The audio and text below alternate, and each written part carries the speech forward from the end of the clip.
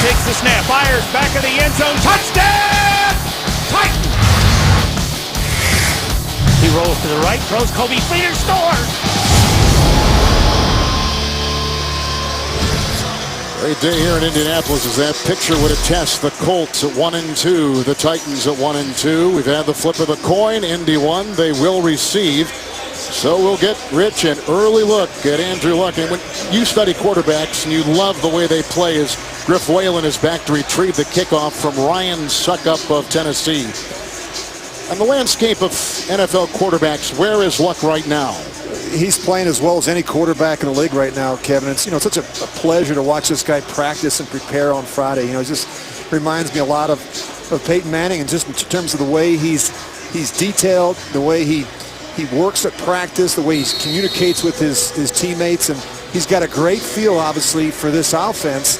And they were extremely efficient last week. He was red hot last week against Jacksonville. Career high passer rating, of course, the AFC Offensive Player of the Week. So Tennessee lost in Cincinnati last week, and the Colts won against Jacksonville, and here we go. In Indy, week 4 is underway. Griff Whalen, who's out of Stanford, and he was finally brought down on the play by the Titans after a 29-yard return. And this takes us to Andrew Luck with terrific numbers from last week in Jacksonville. Yeah, and the thing that's great about him is he can win the game in the pocket, but he's mobile and athletic enough to avoid and escape the rush. We see him countless times, even last week against Jacksonville, pull the ball down, move around, extend plays with his legs, and of course we know he processes the information so quickly and efficiently at the line of scrimmage. Very intelligent quarterback. With Richardson in the backfield, it is a 1st and 10 for Luck, and here right off the bat comes Casey, who brings him down. What great pressure. The ball was thrown, so incomplete. A flag is down at the 11-yard line. Jarrell Casey, one of the best in the business, with Jerome Boger serving as our referee today here in Indy. There is no pass interference. The quarterback was outside the pocket. Holding, offense, number 75. 10-yard penalty, replay, first down. That's the rookie Jack Mewhort, who is a 2nd-round pick out of Ohio State. Watching it again. Yeah, you just watch right at the top of your screen. I mean, you know Jarrell Casey, he's their best pass rusher. He's working against Shirless, and he just beats him right off the snap. They're going to have to help today with a back or a tight end against Jarrell Casey. He is their best pass rusher inside. That's all the Colts could talk about in terms of the defense. Casey was a second-team All-Pro selection a season ago. He's quickly becoming one of the better defensive tackles in the business. 10.5 sacks last season. And you're right, it's unusual when you start at a 3-4 defense where you talk about the best pass rusher being a defensive end and not one of those outside linebackers. Now it's a 1st and 20. Keem Nicks is in as the 3rd receiver. Sensabaugh is coming as the extra defensive back for Luck, and it's Trent Richardson on 1st and 20. Taken down by the aforementioned Sensabaugh. There's a gain of 3 on the play, and he's up near the 14-yard line. Now the offensive line. Lance Lewis starts for the injured Hugh Thornton at the right guard. Lewis was out of football last season, started 2 years ago for the Chicago Bears. And receiver Reggie Wayne is approaching more historical milestones, including this, his 200th career game played. In net terms, in Colt history, is just in back of Peyton Manning and a guy named Johnny Unitas. 2nd down and 17 from the 14. Shirless with the block. And looking into the bright sunshine of Indiana, Dwayne Allen will bring it in. He's picked up by Phillips, hit by defensive back. 14-yard pickup as Jarrell Casey ranks as one of the best defensive tackles in pro football. We've already seen how disruptive he can be. Linebacker Wesley Woodyard leads in tackles. He is every place, ubiquitous on the field. In the secondary, safety Bernard Power will have his hands full with those Colt tight ends like we were talking about. After the 14-yard pickup, 3rd and 3. Luck incomplete with nice coverage on the play by Bleedy Ray Wilson, and there is a flag. Right off the bat. Pass interference. Defense, number 25. Spot of the foul, automatic. First down. Well, they run the slant route, and it's Hakeem Nicks on Bleedy Ray Wilson. He struggled last week. You see him grab a little bit and come over the back of Nicks. really struggled. Both these corners of Tennessee had their hands full last week against A.J. Green. They did not play well. Next offensive lineman has come in, Jamal Meredith. He'll be on the left side. There's number 64. At the tight end, Doyle in motion. Here's a 1st and 10 for Indy. It's Richardson into that heavy set side. And a cast of a bunch bring him down, including Klug and Xavier Gooden. It is a gain of 3, and he's up to the 36. You know, so many people were so quick to judge Trent Richardson a year ago. I think he was in a tough spot. He was added in late September in an effort to really help fortify the position. He really struggled. I think he's playing faster. He seems much more confident in the system this year. 2nd down and 7. With Moncrief as the extra wide receiver here for Luck on the first possession of the game. Richardson again, he played at Alabama, spun down on the play by Sammy Hill, the former Detroit Lion, and a loss of 1 on the play. He's more comfortable not thinking, he says, as much and just reacting. Yeah, it's tough to, it sounds crazy to be thinking out there, Kevin. You got to react. You've got to know your assignments, and you've got to be able to play fast, especially in this offense. It's up-tempo. There's a lot of volume, and you just saw last year where it took them a while to kind of figure things out, especially in the passing game. Now Bradshaw is checked in the backfield with Luck. It's 3rd down and 8 for the Colts. 6 in the secondary right now for Tennessee. The defensive coordinator, Ray Horton. Luck. That's caught by T.Y. Hilton. Brought down on the play by Jason McCourty. It's an 18-yard pickup to the 47 of Tennessee. They do a nice job protecting Andrew Luck. They bring the corner off the edge. They block it up, and it gives Luck enough time to set his feet and make a good, accurate throw down the field to T.Y. Hilton on that little dig route. 1st down and 10. Staying in the nickel, the Tennessee Titans with Sensabaugh creeping up there at about the 44. And they come on the blitz up the middle. Read perfectly with a great catch by Reggie Wayne to the 34-yard line. Makes the grab right there. Well, watch Luck. He does a nice job sliding and buying himself an extra split second at the top of his drop. He's just going to move a little bit to his left. And you see the pressure come up inside. It's a late dog by the linebacker, and he buys enough time to make a good, accurate throw across the middle to Reggie Wayne. Griffin brings him down, and on this drive, Luck has hit Allen, the tight end, for 14. Hilton, the receiver, for 18. Reggie Wayne moments ago. 1st and 10. Richardson back in and makes a miss, and he's down to about the 29 with a flag thrown on the play, and Wesley Woodyard getting off the pile. Linebacker for Tennessee. Holding. Offense, number 84. 10-yard penalty. Replay, 1st down. That's reserve tight end Jack Doyle, who will play some fullback from time to time. He's a jack of all trades. Yeah, he no pun intended. Does a really good job. Yeah, he does. Good job. I mean, Rich. they move him around. I mean, he'll play the U, he'll play the tight end position, he can play in the slot, they'll move him back into the backfield as an H-back, fullback. He does it all. The more you can do in this offense, and that's why he's on this football team. Acquired off the practice squad a year ago from the Tennessee Titans. All right, you see the multiple numbers they have at receiver. 6 in the secondary for Tennessee, and this is a 1st and 20 from the Titan 42 for Luck. Again across the middle and almost reeled in by Hilton with a nice degree of coverage there from Cody Sensabaugh, 3 years out of Clemson. Well, they love to spread you out, and they really try and take advantage of the matchup. So when they get into that empty no-back scheme, the ball comes out quick. And they always have built-in answers, quick throws. As you see, he tries to fit this one into T.Y. Hilton. Very nice coverage there by Sensabaugh. It's one of the things we're hearing a lot as we go around the NFL, that quick release, getting the ball out of the pocket in a hurry. Well, he does a great job. You know, the ball is, he's got a quick delivery and a release with very little wasted motion. 2nd down and 20, opening drive for the Colts, and they've got Hakeem Nicks. He's from the Giants. More weapons than Luck can keep track of. Sensabaugh there on the stop. It's a gain of 4 to the 39. And Nicks has been a nice addition to what they already have in T.Y. Hilton and Reggie Wayne. Veteran guy that knows what to do in a critical situation. This is the number 3 offense right now in the NFL and number 3 in scoring league-wide. Yeah, and they started really well last week on the road in Jacksonville. They scored in the first 6 possessions. I mean, they dropped the house on Jacksonville. 529 yards of offense and 44 points. Titans have to find a way to hold them to a field goal. Bob Bradshaw's come in. They need the 23 of the Titans. Here's a 3rd and 16 for Luck. Good block by Bradshaw. Ball batted down. Inside, they got right in the way. Was it Woodyard who came through? It may have been the former Bronco. Right in the sight lines of Luck. And it's 4th down, and they got a punt on their first possession. Well, that was a big stop on a 3rd and long. I thought for sure they'd check it down and try and pick up a handful of yards to try a Vinatieri field goal. Pressure up inside, and good alert play there, knocking that ball down. McCluster is deep back, the ex-chief. You'll look into that bright Indiana sun, and then you take a look at Pat McAfee, the only punter in the NFL who has not had a punt under 40 yards this season. He's terrific. Number 1 net, number 1 in gross. McCluster wants the fair catch, which he makes.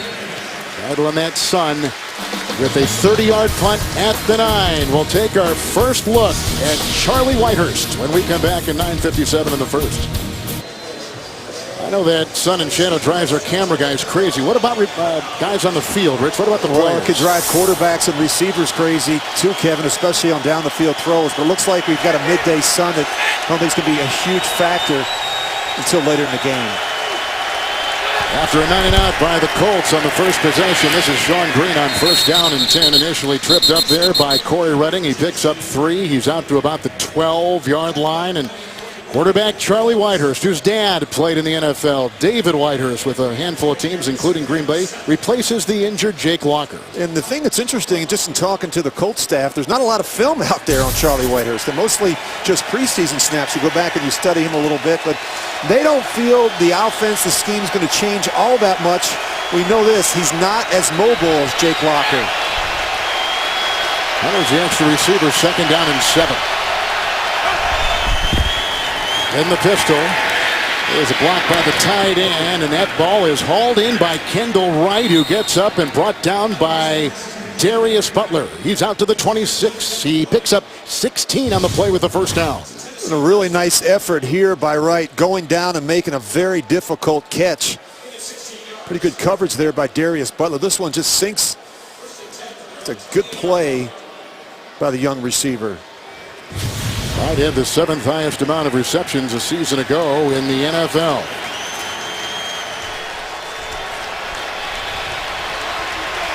First and 10. The cluster is in. He gets the call, and he tries to dance free and can't escape the grasp of Ricky Jean-Francois. It is a loss of 1. And he's back another yard right there. Let's take a look at the offensive line. A lot of money spent there, but the concern with the left guard, Andy Levitre. He is staggering just a bit. And the leading receiver so far is tight end Delaney Walker, who the Colts will watch very closely today. Leads them in receptions, leads them in receiving yards. He has been very productive. 233 receiving yards, 3rd most among NFL tight ends. 5 defensive backs, 2nd down and 10. And Rizina, new coach, he calls the plays and is the head man.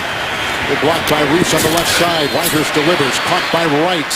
He got her on Toller. The ball dragged free, may have been loose. They say it was a fumble.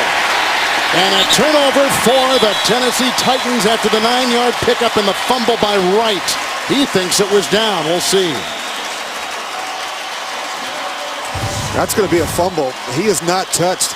He stumbles on his own after he makes a really nice cut here. Now you see he just stumbles and he leans forward. I think he's down. Do you think? Yep. I don't think he got touched. I think he was touched, and then he maybe, that's the key. We'll have to see if indeed. See right here, he looks touched. like he's got his. Well, he wasn't touched. You're right, and down he goes. It looked to me like he made the move, and he had his feet underneath him, and then of course he just stumbles.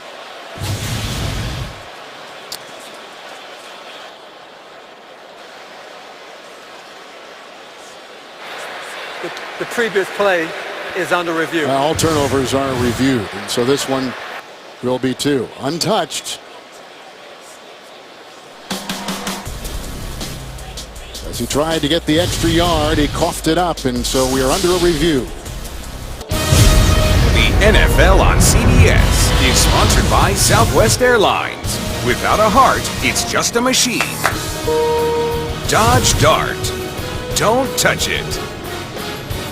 And by Verizon. More live games than ever before with NFL Mobile. We're under review. Wright, the wide receiver for Tennessee, trying to lunge for After extra reviewing yards. the play, the ruling on the field stands as a fumble recovered by Indianapolis. 1st and 10. Let's bring in Mike Carey from our CBS studios in New York. Mike, take us through this. Well, the ruling on the field stood because the question is, and it's a judgment question, did the receiver maintain his balance after he was touched? Because it does not take contact to put him down. All there has to be is contact in the process of him going to the ground. And that's where the judgment lies. Did he regain his balance or not? On the field, they said he did not. So it will stand. Good explanation. Thank you, Mike Carey. 1st and 10. Let's see what Luck does with the turnover. Shirless made the block at the right tackle. They go deep. T.Y. Hilton.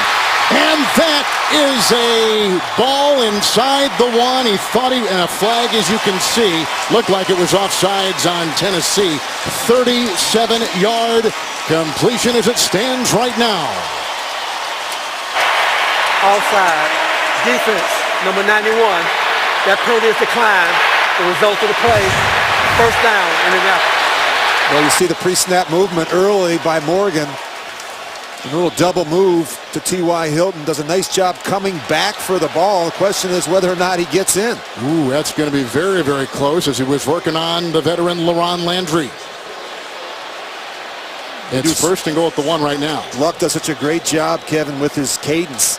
You know, he knows he's got a free shot. He's going to take a shot down the field to T.Y. Hilton. A good job mixing up that snap count on the early downs. I don't even think it's worth a challenge, you, Rich? No, I don't think so. 1st and goal at the 1-yard line. Doyle is in. Richardson will get the ball on 1st and goal. Touchdown, Trent Richardson. And the Colts cash in on the Tennessee turnover.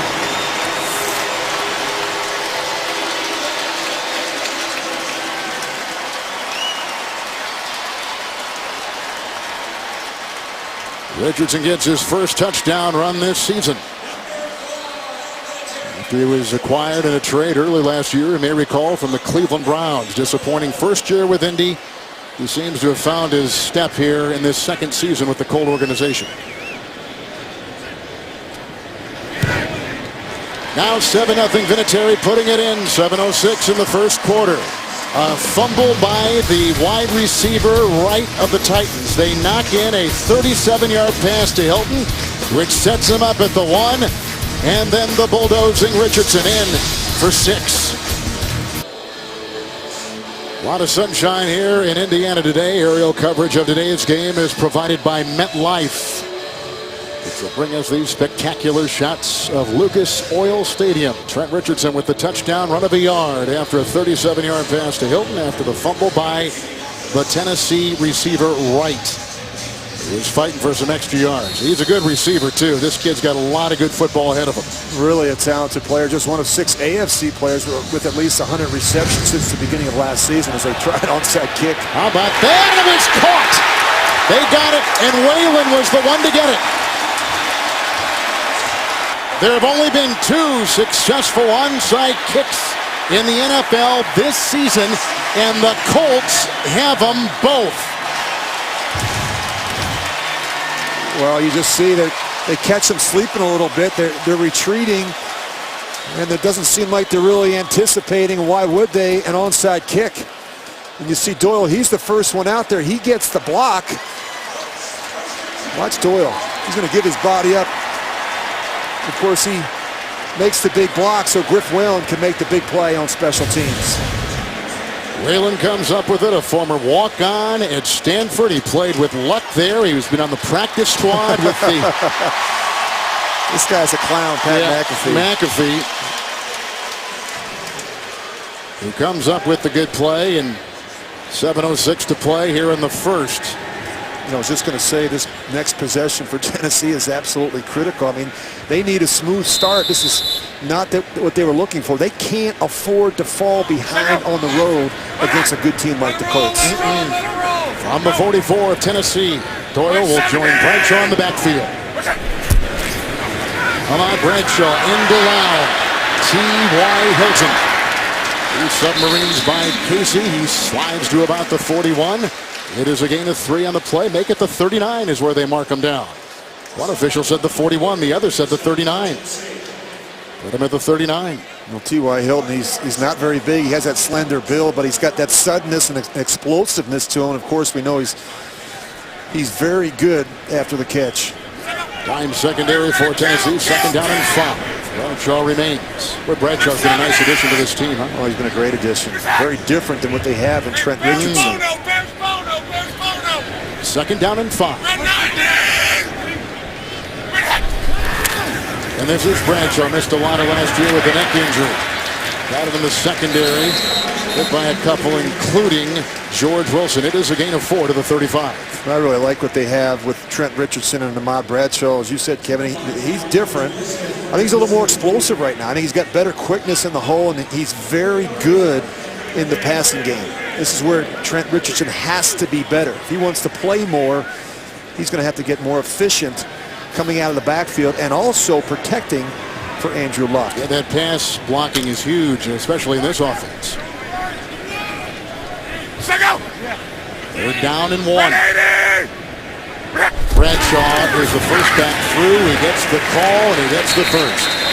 Plummets into the 32 and he picks up 2 on the play, and that'll be a first down for Tennessee.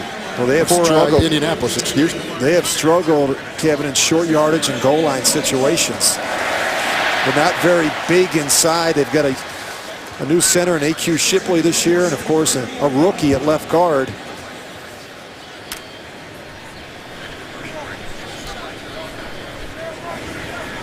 Rex, 59. It is a first down for Luck at the 32-yard line of the Titans.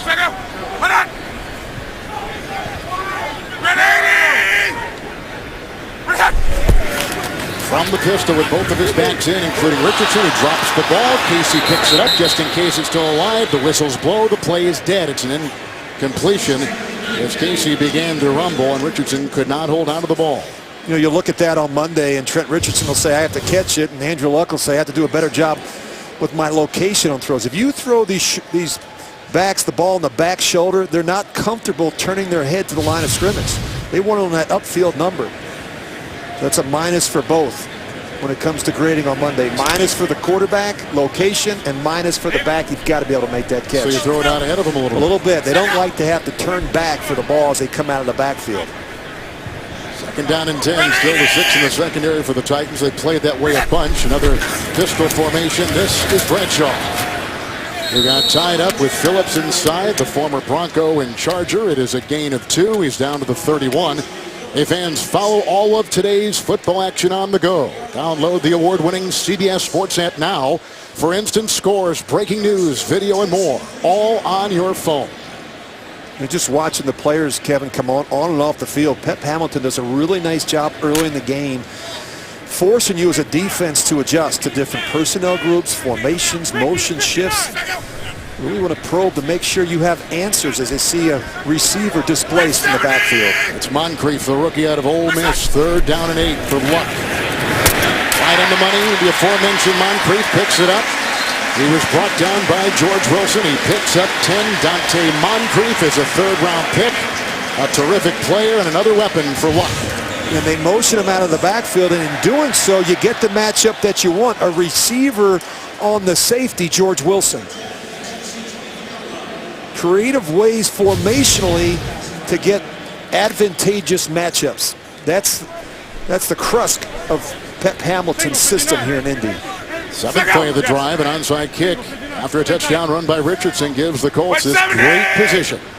1st and 10 from the 21. This is Bradshaw again, and wrapped up on the play by big Carl Klug.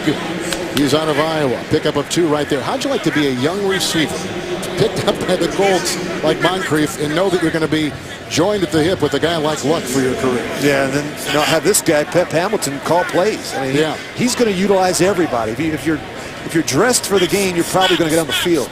And that's the fun part. Everyone's getting a chance to touch the ball and really have some fun. Luck with a 2nd down and 8. And that is caught at the 5. Second catch, Reggie Wayne makes the grab on 2nd down and 8. Picks up 17. It's 1st and goal. Well, I just have such great respect for Reggie Wayne and what he's accomplished in his career. He's so productive. And he's always been a very good route runner. He just sees the hole in between the corner and the safety, and he just does a nice job throttling down and making that an easier throw for Andrew Luck. Wayne, an 8-time 1,000-yard receiver with Manning, and now with Luck in a 1st and goal at the 2. Bradshaw is in, a couple tight ends, and Meredith is in too. It's an extra lineman, 64 with a whistle. False start. Offense, number 64. 5-yard penalty. Still 1st down. That's Jamon Meredith, who used to start for the Tampa Bay Buccaneers, and they bring him in when they go heavy. And they bring him out when he makes a mistake. That's how it works. Great analysis. You go in, you report, you try to do the right thing, you jump off sides, and then we take you out. Then you sit there for another 20 minutes and think about it. You got to know what you're doing when you get the opportunity. Colts have 3 penalties all on offense. 1st and goal at the 7. Bradshaw's in. Doyle with the block. McKessie gets away, and then here comes Martin. And there goes the ball. Wisely, Luck throws it away. Good pressure off that defensive front.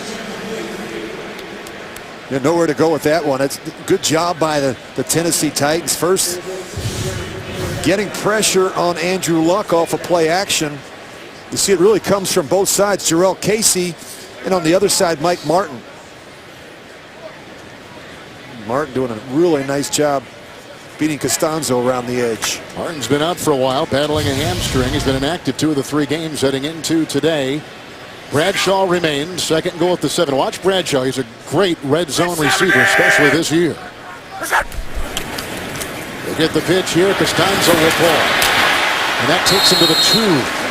Before he's brought down on the play by Bernard Pollard with a gain of 5 for the Indianapolis Colts. Well, they run the old college toss play, and Bradshaw's going to slap it up in there, and he's going to take a big hit. You asked quarterback Luck the other day about what'd you work on in the offseason. He said a lot of red zone offense. Yeah, and they went and watched the Denver Broncos and Peyton Manning. I think you look at teams that have success down in this part of the field, how they utilize the tight ends. So Julius Thomas, we've got some really good tight ends here, and they've done a lot of different things. They've been very effective down here, especially throwing the football. Wayne is in. 3rd and goal at the 2, and they blow that baby dead with another flag. 3 already against the Colts. False start. Offense, 4. number 63. 5-yard penalty. Still 3rd down. 4 against the Colts, and that's the center, A.Q. Shipley. And this is a little unusual, Kevin. This is a well-coached and very disciplined team. Last year they had the fewest number of turnovers and the fewest penalties in the league. And now we've already seen a couple down here in the red zone. Last year in the red zone, 59% so far. 8 of 9 touchdown passes in the red zone, about 89%. Luck has been terrific. 3rd and goal at the 7. Luck, that is a touchdown. And it's caught by the tight end, Dwayne Allen. His 3rd of the year, his 2nd game in a row, and a 7-yard strike. And it's 13-zip the Colts.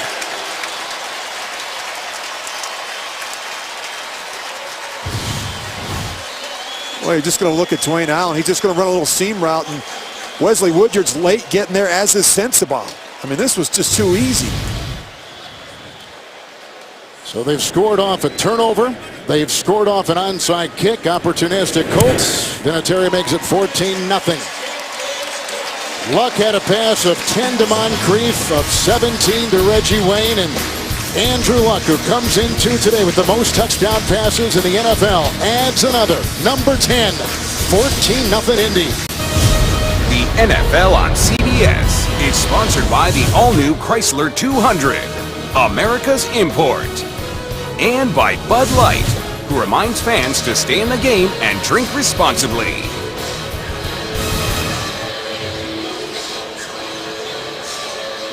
Andrew Luck converting 3rd and 1, 3rd and 8, and eventually 3rd and 7, and getting a 7-yard touchdown pass to his tight end. The Colts had run 17 straight plays from the Titans' territory off the fumble and the onside kick.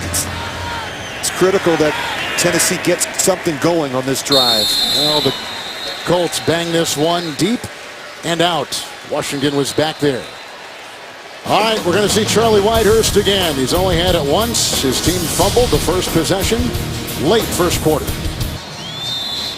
Well, as those numbers would tell you, first quarter's been tough on the Titans. And we talked about one of the keys today being a fast start for Tennessee. An ugly start last week. They haven't scored a point in the first quarter through 3 weeks. 4 in the secondary for the Colts. It's 1st and 10 for the Titans. After we saw a 7-yard touchdown pass by Luck. Charlie Whitehurst on the move. And he gets the first down. Look at this. Running for a lot of real estate. Gets up to about the 43-yard line. Charlie Whitehurst, who's out of Clemson, set a lot of records while he was there. 23-yard gain. Well, we don't necessarily think of Charlie Whitehurst as a scrambler, but he's certainly mobile and athletic and quick enough to pull the ball down and make some runs. And talking to defensive coordinator Greg Minuski on Friday, he said that we'd rather see the pocket passer. They thought that Whitehurst was going to be the pocket passer. He's not going to run as much as Locker, but he certainly is capable. We're in the backfield. It is 1st and 10, and this is a little run out near midfield, and Sean Green, the ex-Jet, takes it out. McNary will bring him down. It had to be an interesting week of preparation for the Colt defense, not knowing if it was going to be Locker or Whitehurst. I think it changes a little bit what they do, Kevin, in terms of maybe not playing a spy or doing some things to keep an eye on Locker. For the most part, where Light Whitehurst is going to be in the pocket.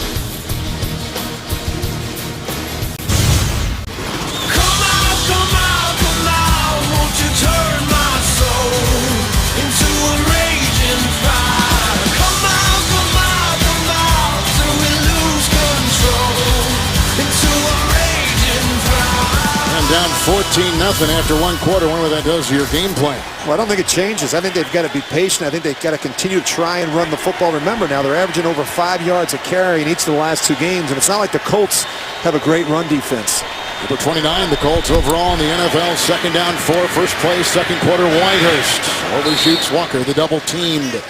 Delaney Walker downfield. LaRon Landry was right there. 3rd and 4. It just looks different, Kevin, than it does in preseason or even in practice. Charlie Whitehurst hasn't had a lot of reps with the one, so he's still getting the feel for how Delaney Walker runs certain cuts. The same with Nate Washington, Kendall Wright, Justin Hunter. He did get all the reps in practice this week. That's a good thing. He said he got better each day. He got more comfortable. I think it's really important that he get off to a good start in this game throwing the football. Washington is in. 5 in the secondary. 3rd and 4.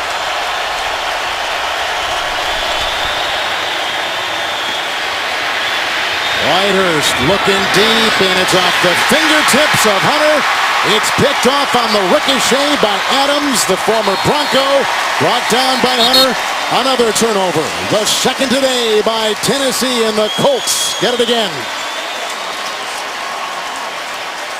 Well, they keep shooting themselves in the foot. You can't go on the road and turn the football over a couple times in the first half. Whitehurst does a nice job moving, buying some time, and he makes a good enough throw that Justin Hunter has to catch. You've got to be able to make that catch. Somebody has to make a play for Tennessee to get him back in this game. That's just too easy for the safety, Mike Adams.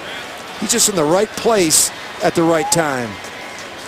Adams told us on Friday that the calls in Indianapolis, Rich, are completely different, completely the opposite from what they were in Denver, like a whole new language. Very unusual, especially from a defensive perspective.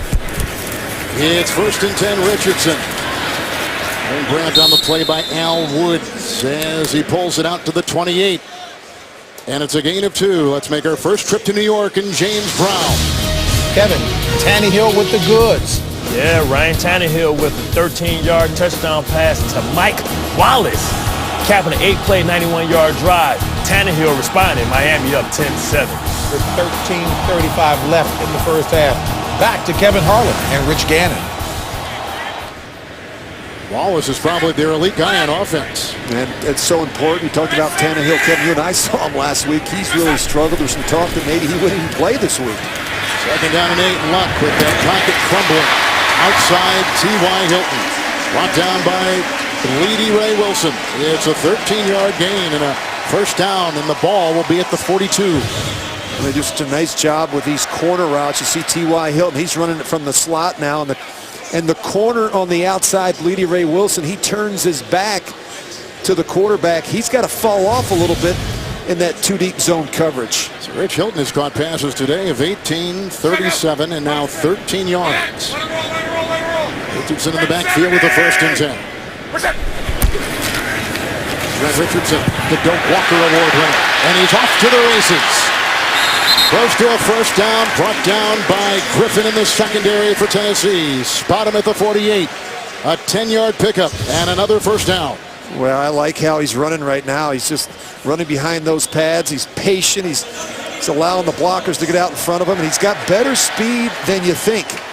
Of course, the majority of his yards usually come after contact. Yeah, no kidding. When you say running in back of his pads, what are you talking about? Well, I think you're running square to the line of scrimmage, not getting sideways. He's a big, powerful back that needs to go north and south. There's a 1st and 10, and that typifies Tennessee's day with a drop right there by former first-round pick Derek Morgan out of Georgia Tech. Incomplete, 2nd and 10. Well, in order for this 3-4 defense to really thrive, they're going to need more production from their outside linebackers, and it starts with Derek Morgan, former first-round pick. He's been a little inconsistent. He's still learning how to play the outside linebacker position. This is a former defensive end who's learning to play in space. Got to be able to make those plays. 2nd down and 10. 5 in the secondary for Tennessee. Stands on the block at the left tackle, buying the quarterback some time. It's outside to Richardson, who's wrapped up by Wesley Woodyard, the leading tackler.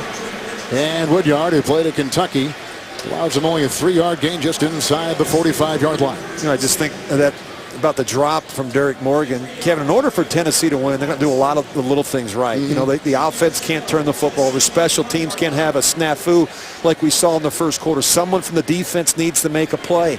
A sack, a forced fumble, an interception. You can't allow Andrew Luck to just sit back there and pat the ball. Fall behind 21-0 in the first half. He fell behind 19-0 last week on the road to Cincinnati. There's a big hole, 3rd and 6. Bradshaw is in. Luck is in peril. What a catch by Wayne. He gets the first down, his 3rd catch today. The 75th flag is down. That may hold up as the 75th consecutive game with 3 catches or more. First the foul. Roughing the passer. Defense, number 99. Blow to the head, neck area of the quarterback. 15-yard penalty added to the end of the play. First down. His penalty is on Jarrell Casey. What a catch. Just look how strong, though, Luck? Yeah. Andrew Luck is in the pocket. I mean, he's got someone grabbing him, pulling him down. He doesn't take his eyes off the target downfield. Defensive coordinator Ray Horton told us last night that he reminds him of Ben Roethlisberger in the pocket because he's so hard to bring down, and Peyton Manning at the line of scrimmage. I mean, that's a pretty good combination. And he reminds you of those same guys, doesn't he? Well, yeah, he's big, he's strong, he's got some mobility, and he's tough. And he's going to sit in there with a tough jaw and make the difficult throws. Richardson on 1st down and 10, and he's wrapped up right here. Good read. And it was pulled in by Cam Wembley. Ex-Raider, he played for Cleveland. Loss of 2 on the play. Back to the 21-yard line. Boy, you can extend a play so much more if you've got the physicality to withstand the bumps and the shots like a guy like Luck can. Yeah, he's tough, he's durable, he's not going to miss starts, Kevin, and he's, you know, he's willing to sit in there and hold it until the very last second. Take that big hit just to buy the receiver that extra split second he needs to get open down the field. Luck 2nd and 12. Again, he is pounded, knocked away by Wilson. It was a pass intended for Reggie Wayne. That's George Wilson out of Arkansas. There's also a Bleedy Ray Wilson. He's going down again. And again, his ability to throw from kind of awkward body angles and positions and people at his feet and people hanging on his back. Sometimes quarterbacks will practice that, won't they? Throwing from weird angles, sidearm, whatever. You do, but you don't practice with guys hanging on your back. That's hard to do. That'd be tough. But he's like a linebacker. I mean, just in talking to Chuck Pagano, their head coach, he's like a linebacker back there at the quarterback position. Way down in 12. And they get it off to Hakeem Nicks. He's at about the 13-yard line. He was hit by Bleedy Ray Wilson on the play. He picks up 8. They're still 4 yards shy of a first. And so the Tennessee defense holds him out of the end zone. They'll try, the Colts will, for 3. The Tennessee defense has been on the field way too long. Look at time of possession. 15:41 for the Colts in just 3 minutes and 26 seconds for the Titans. It's hardly breaking a sweat. So here is Adam Vinatieri. It is a 31-yard field goal try. 41-year-old Vinatieri puts it in. 17-0 Indy early in the second quarter. Back in Indy, coming up on the Verizon Halftime Report. Join JB, Tony, Bart, Boomer, and Coach Bill Cowher. That's a lot of B's for the latest NFL scores, news, and highlights. They're also going to give you a preview of Thursday Night Football on CBS and NFL Network. That's coming up on the Verizon Halftime Report. Kevin Harlan, Rich Gannon, our terrific CBS crew. This baby goes out of the end zone, whistling over the head of Leon Washington. We haven't seen much of Charlie Whitehurst, but we will coming up. Titans get it back, but boy, are they in an early hole. 17-zip in Indy on CBS. The NFL on CBS is sponsored by the all-new 2015 Acura TLX. It's that kind of thrill. T-Mobile. And by Geico. 15 minutes could save you 15% or more on car insurance. I'm sure the Titans feel like they're treading water here a little bit. Yeah, you can't panic, Kevin. I think you got to stick to the game plan. You can't score 17 points in one drive. They've got to find a way to kind of get back in rhythm. It just starts with just running the offense, making good decisions, getting some completions. That's McCluster on 1st and 10. Walden there. McNary was there. It's a gain of a yard on a play. So if you're a quarterback, you're on the road, you're down by 17. I'm assuming you've been in positions like this yourself. Well, too often, and I think you just see them changing up here even a little bit. Just a little bit more up-tempo, no huddle. It really changes the way the Colts play defense. I think it's easier to call defenses when you're playing with the lead. You can be more aggressive. You can take some chances. But as Ken Wisenhunt told us last night, Kevin, somebody has to make a big play somewhere along the line. Maybe it's McCluster, but not on that one. On that 2nd and 9 throw by Whitehurst, he was looking into the base defense of the Colts, who now will go into the nickel, and Whitehurst facing 3rd and 9. And I really felt it was important for this team to get off to a good start, a smooth start, especially when you're playing a backup quarterback who hasn't thrown a pass since 2011. It's a poor 3rd down offense, too, for the Titans. Number 31 coming into today, facing 3rd and 9 with a wall of noise. Nickel secondary. And here comes some pressure. Adams from the secondary. Whiffed. Whitehurst down. With the tackle made by Zach Kerr, a rookie free agent out of Delaware. After another Delaware Blue Hen was blitzing. That was Adams. He picks up 2. They got a punt. Well, you have to pressure early, and you'll see it come up inside. They do a pretty good job picking it up, but there's nowhere to go with the ball down the field. Go ahead and freeze it. And you look, covered, covered, covered. Where do you want them to throw the football? And that's really tough on a quarterback that hasn't played a lot of snaps. Good job creating some pressure up inside and playing great man-to-man coverage on the back end. Brett Kern to Griff Whalen. Fair caught at the 40. 36-yard punt by Kern. Luck back out there. Thursday night, your football week starts right here when the Vikings meet the Green Bay Packers. Another big-time matchup and prime-time Thursday night football on NFL Network and CBS Sports. I know they're excited about Teddy Bridgewater in Minnesota. The Packers, boy, they have really struggled offensively through the first 3 games of the season. They can't run the ball. No, they can't run the ball with Eddie Lacy. They're not doing a good enough job protecting Aaron Rodgers. They scored just 7 points last week against Detroit. It's only happened twice since Aaron Rodgers has been the starter in Green Bay. With Bradshaw in the pistol, it is another possession for the Colts, who have scored 10 points off 2 Tennessee turnovers. First down and 10. Luck, Costanzo again offering time with the left tackle block. Going deep and broken up at the last second by Bleedy Ray Wilson.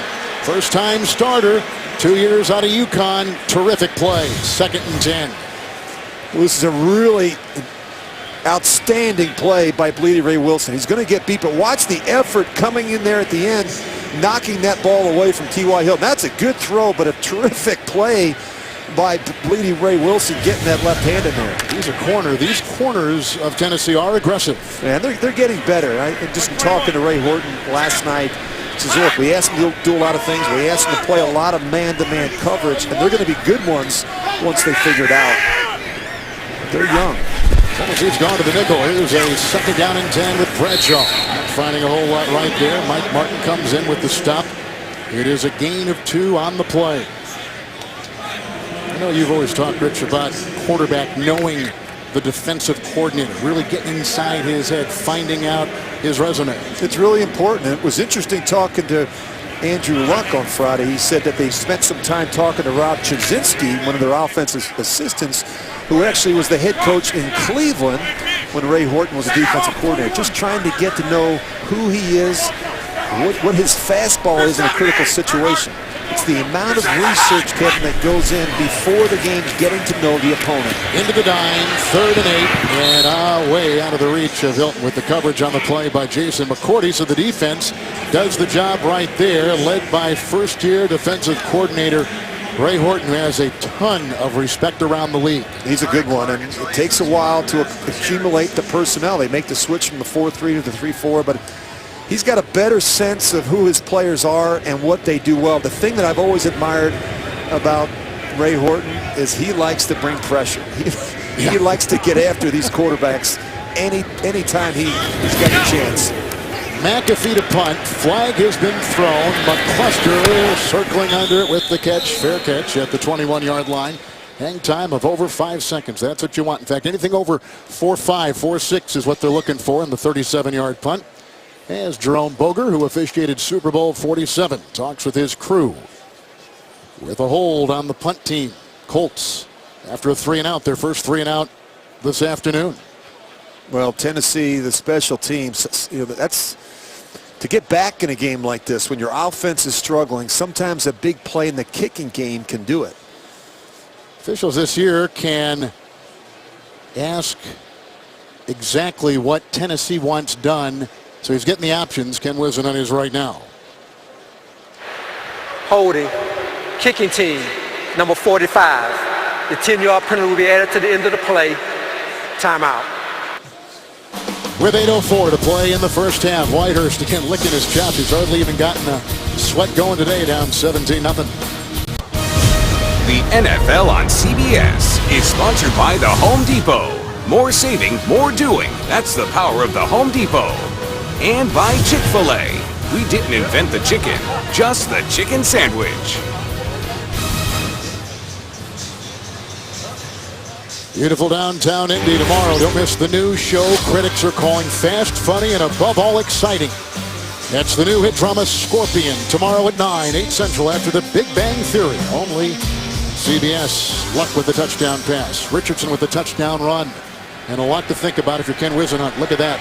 They outscored 52-0 in the first half. I mean, it's hard to win games when you fall behind. This is a team that has to be able to run the ball effectively, and they're not good enough right now in the passing game. First down and 10 for Charlie Whitehurst. That's on the screws. Caught by Delaney Walker. Chased on the play by McNary. And he catches up with them at the 38-yard line with a catch and run of 31 yards and a first down for Tennessee. Well, Charlie Whitehurst really throws a pretty ball.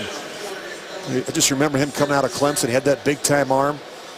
You give him protection now, he can hurt you. And I think when you look at the success that other teams have had against this Indy defense, they go back to week 1 in Denver, week 2, Philadelphia. They attacked in the middle of the field with those tight ends and backs. This is where they're vulnerable. They don't have their best linebacker inside, Jarrell Casey. I think that's where the Titans have to attack between the numbers. Green with the fake and Whitehurst with the bullet. Great catch. Washington inside the 20 and brought down by LaRon Landry. So he picks up 21 after Walker galloped for 31. These are the first plays that Tennessee has run in Colt territory today. Well, they look very different, and they're starting to make some plays. It started with the tight end Delaney Walker. You see Ken Wisenhunt getting the plays in quick. A couple really outstanding throws by Charlie Whitehurst. Whitehurst was with him in San Diego, so he knows this offense well. And that really helped, given the fact that he was there last year. He understood the system. He was a good mentor to Jake Locker. Now he gets the opportunity to be under center. And Stevens, the tight end, on the move from the 18 with the 1st and 10. Whitehurst dropped. And it was almost lassoed in a congested area by Nate Washington. 2nd down and 10. I'm not so sure he saw that. This is a perfect throw by the quarterback, and Washington's looking back. Oh, he's late with his eyes. He was kind of peeking. He saw Mike Adams in the middle of the field, but you got to be able to make that catch. He was late getting his head around. And Adams can bust you. Plus, they're looking up into that sun. That doesn't help either. 2nd down and 10. Colts defense has been pretty good last couple of weeks. Have not given up any points themselves. In the first half, Whitehurst broken out. What a terrific defensive play. And Adams is there again. He's putting his fingerprints on this one. They were going for Hunter. Well, this is tough because you don't have a number 2, an inside receiver working up the field to hold the safety. It's too easy for Mike Adams. He's playing off technique. He's watching the quarterback the whole way. It's a tight window there for the quarterback. It is. Now they have 3rd and 10, and the Titans, Rich, have not converted 3rd and 10 or longer all season long. Well, they've struggled. They're just converting 29% of their 3rd down opportunities, which is 31st in football. And as you point out, Kevin, they have not been successful in 3rd and 10 situations. Timeout. Play clock was winding down. 6.5 to go. First legitimate shot is Jake Locker, injured with the right wrist last week in Cincinnati and in cities today. Watches from the side. And they'll talk things over. Week 4 continues later today on Fox. Then tonight with Sunday Night Football on NBC, and tune in tomorrow for Monday Night Football on ESPN and Westwood One Radio. So it's 3rd down and 10. 16th ranked offense of Ken Wisenhunt. You can see how they've done on 3rd and long, 3rd and 10 in particular, so far this season. Well, I think there's a number of reasons for that. I mean, haven't run it as effectively on the early downs. They've had some penalties that have pushed them behind in the down and distance. You're not going to convert a lot of 3rd and 10s against any NFL defense. The numbers are just not in your favor. Colts have 6 defensive backs. 3rd and 10. Timeout. Play clock at 4. Timeout Colts. So we go back to back here. Chuck Pagano saw something that he didn't like. He was right there with Colts defensive coordinator Greg Minuski. He ran right down there to get the officials' attention. The guy's traveled an interesting road, hasn't he? He really has, and you know, it's incredible what Chuck Pagano has done. It was really nice to visit with him on Friday, Kevin, and not have to ask him about how he's feeling. Of course, it's been 2 years Friday since he was diagnosed with cancer, and I have great respect for what he has done.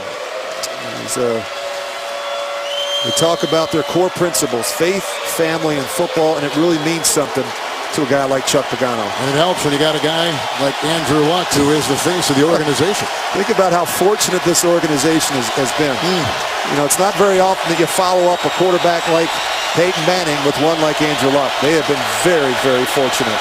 3rd and 10, 6 in the secondary. Whitehurst, patient, and through the fingertips of Wright. And he had coverage on the play from a host, including Colt Anderson. You know, the protection has been pretty good for Charlie Whitehurst, and he's done an outstanding job sliding around, buying himself some extra time, but that's just too difficult a catch for Kendall Wright. And they had DeQuell Jackson back there too, who is leading the team in tackles, good in pass coverage, as you saw. Incomplete. Here is a 36-yard field goal try by Ryan Suckup, signed the first week of the season after they had a couple guys in camp who couldn't get it done. And this will take the shutout away and put 3 on the board for Tennessee with 6:24 to go.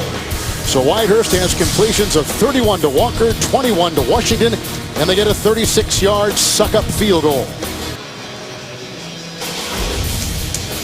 All right, the Verizon halftime report's coming up next from our CBS studios in New York, putting together a ton of highlights and bringing you up to date on some of the big stories in the NFL today. Verizon halftime report from New York right after our first half here in Indianapolis, Indiana. Suckup, who just knocked one through from 36 yards away to put the Titans on the board. Griff Whalen is deep back. He's been up and down that Indy practice squad. In his third year out of Stanford, and they found a nice role for him here from Sylvania, Ohio. And he will bring it out 9 yards deep. Griff Whalen tripped up and hits the deck hard as he returns it for 31. Luck in the first half for the Colts. Well, he's done a really nice job with ball distribution. He's spread it around. He's 6 different receivers that touch the ball. He's been very accurate. Play action. He's been able to sit in there and take the tough hit and still deliver the big throw down the field to his tight end, Dwayne Allen. And I just like how he's playing. 12 of 20, 156 yards and a touchdown. Even when he makes a mistake, he throws an errant throw in the direction of Derek Morgan. The Titans aren't able to capitalize, but very fortunate in that situation. Otherwise, it's been a pretty clean performance for Luck. Richardson at his side with a 1st and 10. Allen will block. Lewis will try to throw a block, and then a host of guys there. A big wall of defensive players. Griffin, gain of 3 on the play, and he's up to the 26. Well, you have to be able to limit the explosive plays against a team like the Colts. Last week alone, they had 10 plays of 20 yards or more against Jacksonville. And already in the first half, Kevin, we've seen a number of big throws down the field from Andrew Luck in this offense. Colts have beaten Tennessee 5 consecutive times coming into today's 2nd down and 7. 6 in the secondary for Ray Horton's Tennessee Titan defense. Luck keeps it alive. Good footwork. Here comes Richardson. And off to the races he goes. Knocked out of bounds by George Wilson. He broke that tackle and then accelerates for 24 and a first down up to the 50-yard line. Well, Andrew Luck, he's going to see 2 deep man coverage. Go ahead and roll it. And he initially, look at his eyes. He's working to his right. It's not there. He goes all the way through his progressions, and then he's eventually going to find his back, Trent Richardson, as an outlet. And again, you saw 2 deep man coverage. He works through the progressions. It's not there. He finds you a completion. 3 tight ends here on a 1st and 10 for midfield. Richardson pounds it inside. Casey and a couple others are right there along with Hill. He does spread that ball around, doesn't he? That was a gain of 2 to the 48. 9 different players last week with at least 2 catches, and he doesn't discriminate. He's going to throw it to the guy that's open, but they do such a great job. They've got 3 tight ends that are going to be involved. They've used 4 receivers. They've got the backs that they rotate through. It always seems like they've got a fresh body on the field. Bradshaw in. 6 in the secondary remaining with a 2nd down and 9. That offensive line is given in time, and there they go to T.Y. Hilton, who is grabbed onto by a charging linebacker in Woodyard. It's a 13-yard catch and run by Hilton. It's another first down for the Colts. Well, they're seeing so much 2 deep man coverage, and what's happening is these corners are carrying. You've got to be able to attack in the middle of the field, and that's just what Andrew Luck and the Colts do here. They're doubling these outside receivers, so you have to be willing to work back underneath to T.Y. Hilton, who's got 4 catches and 81 yards already. He's so good in the slot. He's got that suddenness, that quickness in and out of breaks. Good tackle made by Sammy Hill on that 1st and 10 with a gain of 4, and it was down to the 32-yard line. You mentioned something before, that Tennessee defense has got to be getting tired, as you can see who he's shooting that pass to time after time. Well, it's tough, you know, if you're a defender, who do we double? You know, who do we cover? How do we, you know, utilize our linebackers and safeties to help out when everybody seems to be touching the football for the Colts? 5 defensive backs, 2nd down and 6. Luck, Hilton to the 19. Brought down by Sensabaugh. Picks up 14. He had a catch and run. Hilton did a 13 earlier on the drive. I just got to laugh. You know, it's T.Y. Hilton. When you're 5'9", Kevin, and 178 pounds, you slide after you catch the ball so you don't get hit by that far safety. Talk about you've got to be able to protect yourself down the field if you're going to go in the middle of the field. And T.Y. Hilton does a good job there. Look at that number. 1st and 10. Richardson banged initially, brought down on the play by Groves. Nice play by Quentin Groves, a high pick many years ago for Jacksonville. No gain on the play. Well, penetration just kills it. Groves gets upfield first, and that frees up Martin. You get a good look at Ray Horton.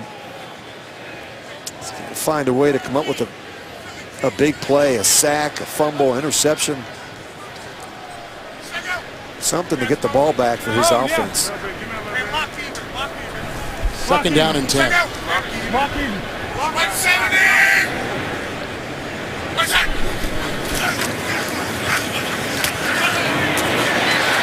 Luck to Richardson. Woodyard dragging him down at the 12. It's a gain of 6, which will take us to the 2-minute warning. Andrew Luck has a touchdown pass. And he continues to shred the Tennessee D.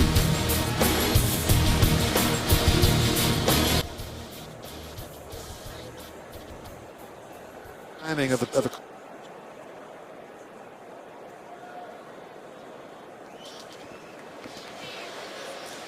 Tennessee took a timeout just a split second before the 2-minute warning. In fact, they put 2 seconds back on the board, so we're not yet at the 2-minute warning. And Tennessee uses one right here. They're trying to get the ball back. Yep. And hold them to a field goal and get that ball back for the offense. Well, it's 3rd down and 4. The ball's at the 12. A drive that started back at the Indy 23. A 24-yard catch and run by Richardson. Hilton has caught receptions on this drive of 13 and 14 yards. And look at what Luck has done. He's been so good. And, you know, I look at this and you just don't see Tennessee doing anything to disrupt the timing and the rhythm right now in the passing game for the Colts. Luck is back there. He's taking extra hitches. He's patting the ball. You got to get around him. You got to do something to get him off the spot. Good offensive line work. 3rd down and 4. Here comes the pressure. Luck looking for Nix. On the coverage by Jason McCourty. Well, he just knew that the pressure was going to come, and they take the shot downfield. Good coverage by Jason McCourty. Now the 2-minute warning. So they take the timeout just before the 2-minute warning, and here's a field goal try of 30 yards by Adam Vinatieri. Yarder. Vinatieri is good. He's kicked one from 31 and right there from 30 yards. 4 consecutive weeks now. The Colts have scored in the final 2 minutes of the first half. We're going back to that timeout taken by Tennessee. Yeah, kind of unusual. They called a timeout with 2:02, Kevin. They basically gain a couple of seconds, but they cost themselves a valuable timeout. Now, still with a minute 53 to go and 1 timeout, they shouldn't be that much of an issue, but, man, you like to save those timeouts in a 2-minute situation. Didn't really gain much by taking the timeout there. How about with a quarterback that doesn't see a lot of time to begin with in Charlie Whitehurst? Yeah, but, you know, I'm just thinking about his first half here, Kevin, and in fairness to him, I mean, I think he's looked okay. I think he's thrown the ball. He looks comfortable back there. I think clearly he's got a good understanding and a history in this system. As you pointed out, he was with Ken Wisenhunt last year in San Diego. He's taken all the reps in practice this week. They've got to play better around him. Starts with running the football, guys making some catches. He could use some help from his defense right now. The defense has been awful in the first half. This is the McAfee kickoff. Out of the end zone. To the 20. Oh, hit the upright. Sure did. So the Colts have just had their third scoring drive of 10 plays or more in our first half. I'll give it off to Whitehurst, who trails by 17. Well, you look at Charlie Whitehurst, and as I said, Kevin, I think he's thrown the football well. Just haven't always caught it, and that's a problem right now. He needs some help, but found Delaney Walker there. Of course, he's also showed he's got some wheels. He can pull it down and run and make some plays. He's going to need to do more of that in the second half. He's got one timeout with which to work. We just discussed the use of that timeout.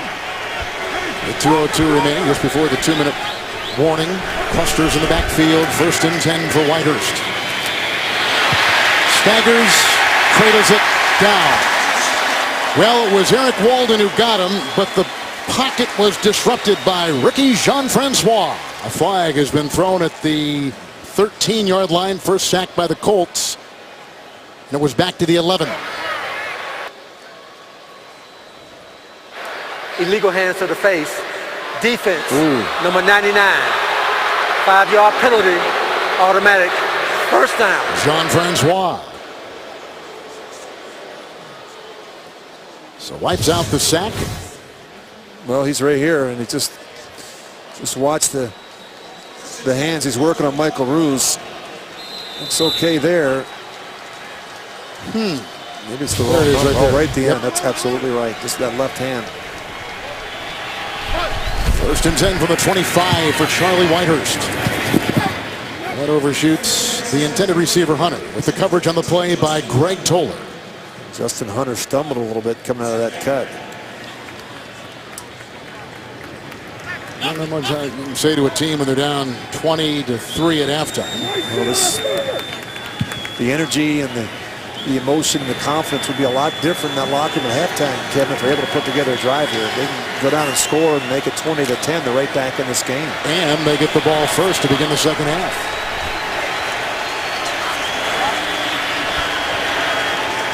5 in the secondary. McCluster at the side of Whitehurst at 2nd down and 10. Here they come again. He's like a missile. Corey Redding shooting right through. First sack of the year. 33rd of his career. It's back to the 15 and a loss of 9. Wow. Well, they're going to start. You see Walden goes inside, and Redding's going to come all the way back around, and they don't pass it off. That's just too easy for the big fella. He started on the left side of the defensive line, and he works all the way back around between the center guard and tackle. And the Titans don't do a good job passing it off. Now, Indy, who just took a timeout, has one left, but thinking, sure, hey, it's 3rd and 19. We can get the ball back one more time. And they have been so good in 2-minute situations. The Colts, they've scored 4 times in the final 2 minutes. Twice last week. Whitehurst looks at 6 defensive backs. 3rd and 19. They need the 35. It's Walker who gets by McNary, and then holding on for dear life across the way is DeQuell Jackson. He gets it up to about the 33. He's 2 yards shy of the first on 3rd and 19. He picks up 17. Titans have got a punt. Again, we're seeing Whitehurst slide back up inside, and Delaney Walker doing everything he can to get the first down. Would have forced the Colts to use up their last timeout had he been able to stay on the field. So a punt from Kern today, playing in his 100th NFL game. Whalen is back at about the 19-yard line. Good catch. They were right there with Toller. Or rather with, Greg, let's see, who was back there with it? It was Marqueston Huff who was there with the hang time of 4-3. So not all that much. And Luck now has a $1.19 with which to work, a 51-yard punt. And the ball will be placed at about the 17-yard line. With NFL Now, never miss another game highlight ever. You'll get instant game recaps and highlights on every mobile device. Download the NFL Now app today. Learn more at NFL.com/now. Data rates may apply. So he's got one timeout. He's at his 17, but he's got 4 wide to begin it. It's like all day for Andrew Luck, isn't it? Yeah.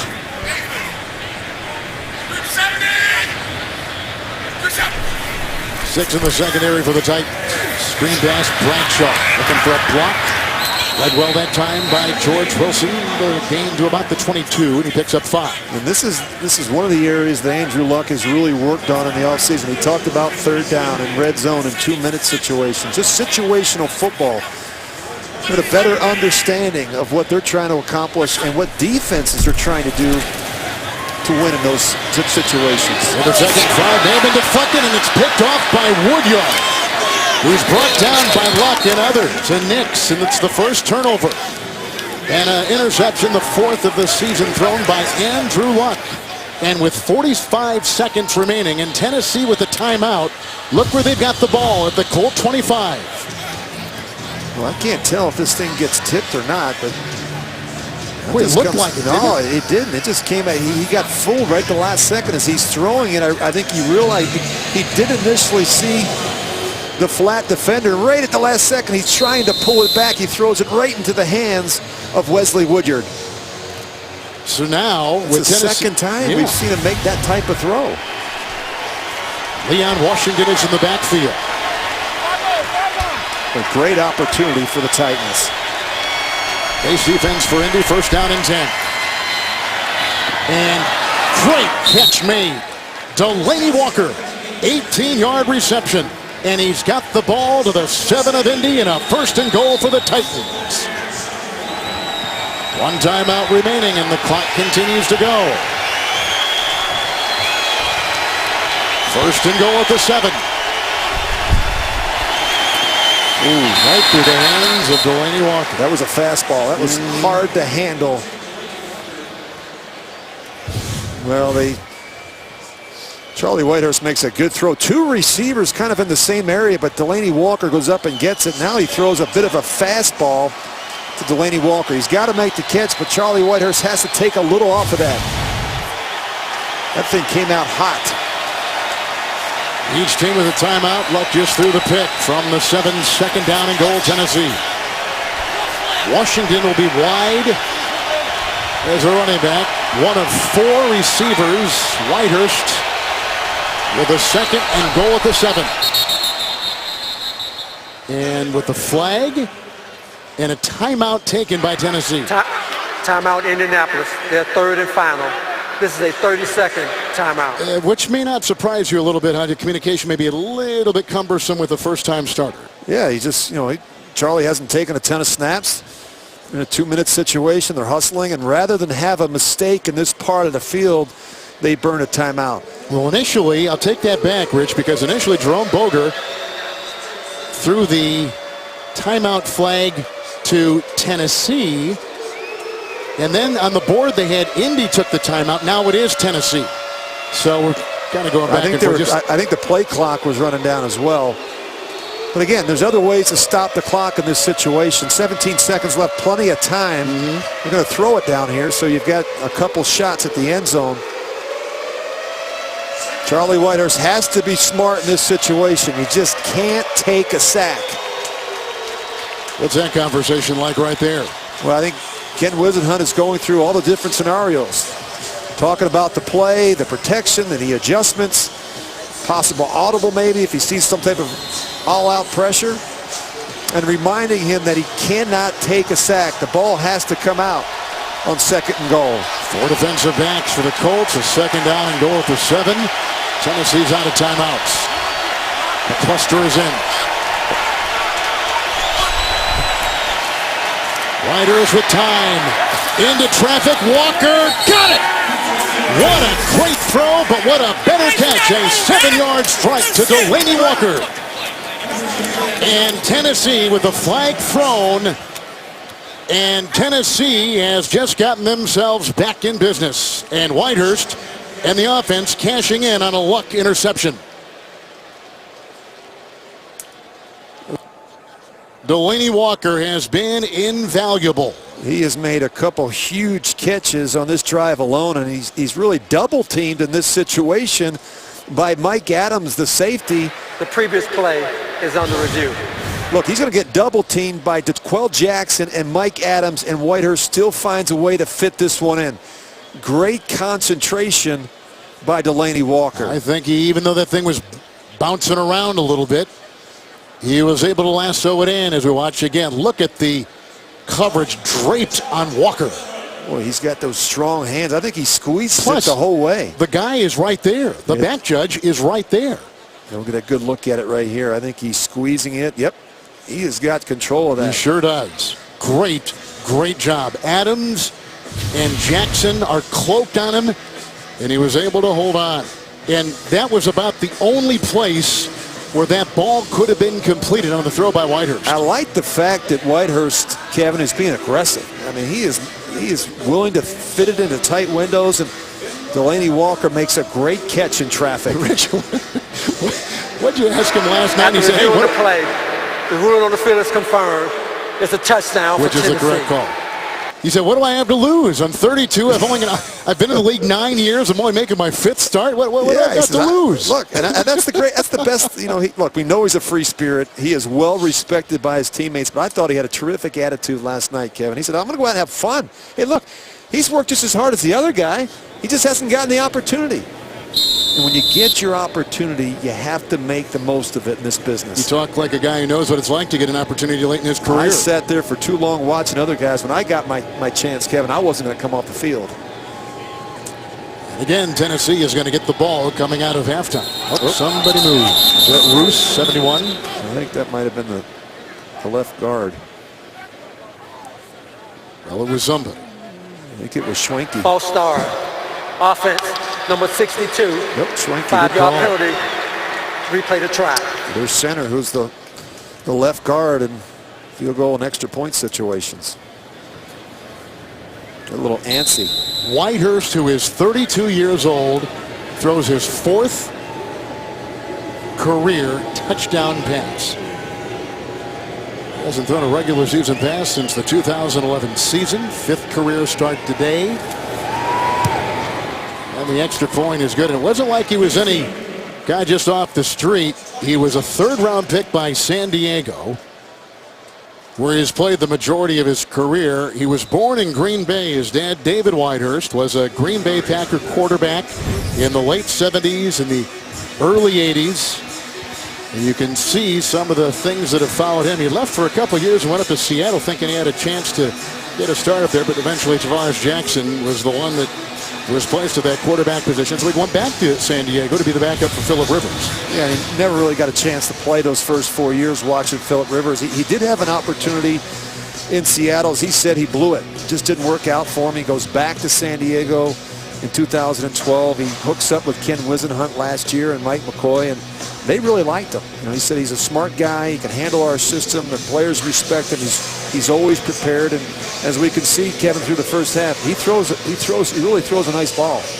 And taking the place of the injured Locker. Jake Locker hurt his wrist last week. In fact, you just saw the two of them talking right there in Cincinnati. And Wisenhunt was brought in for a lot of reasons, one of which was to work with Locker. But he's regressed over the last couple weeks after looking so good in Kansas City on the opening weekend. And the subsequent kickoff by Suckup will drive T.Y. Hilton to a knee and a fair catch about 8 yards deep, and so they'll have it at the 21st and 10. And Andrew Luck has to be sick to his stomach in terms of what just happened on that last possession. I mean, you've got a team down on the ropes, and you serve up an easy interception to Wesley Woodyard. Of course, they're able to convert it into points, and now all of a sudden you've got a team that feels like they're still in this game. All right, well, so Luck has a timeout. He's got 13 seconds with which to work, and we'll see exactly what they're going to do. You kneel on it, you go in, and you kick yourself at halftime for making a foolish mistake. Flag was thrown.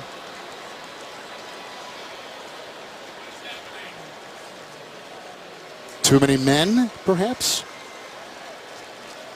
Let's see what... Prior to the snap, 12 men on the field, defense, 5-yard penalty. Still first down. So 11 seconds, a timeout. What did you and Gruden cook up when you had something? Would you want to just whip it long? In this situation, I think you just kneel on it. Yeah. You just go, you don't want any more mistakes before you go into halftime. But look, you can't dwell on the mistake. They played some really good football offensively in the first half. But now Tennessee, Kevin, as they head to the locker room, they've got a little more bounce in their step. They're feeling pretty good about their chances to come back in the second half, clean some things up offensively and defensively, and make this a game. Each quarterback has thrown a touchdown pass in the first half. Tennessee down by 10 at halftime. You're watching the NFL on CBS. They go deep. T.Y. Hilton. How about that? And it was caught. They got it, and Waylon was the one to get it.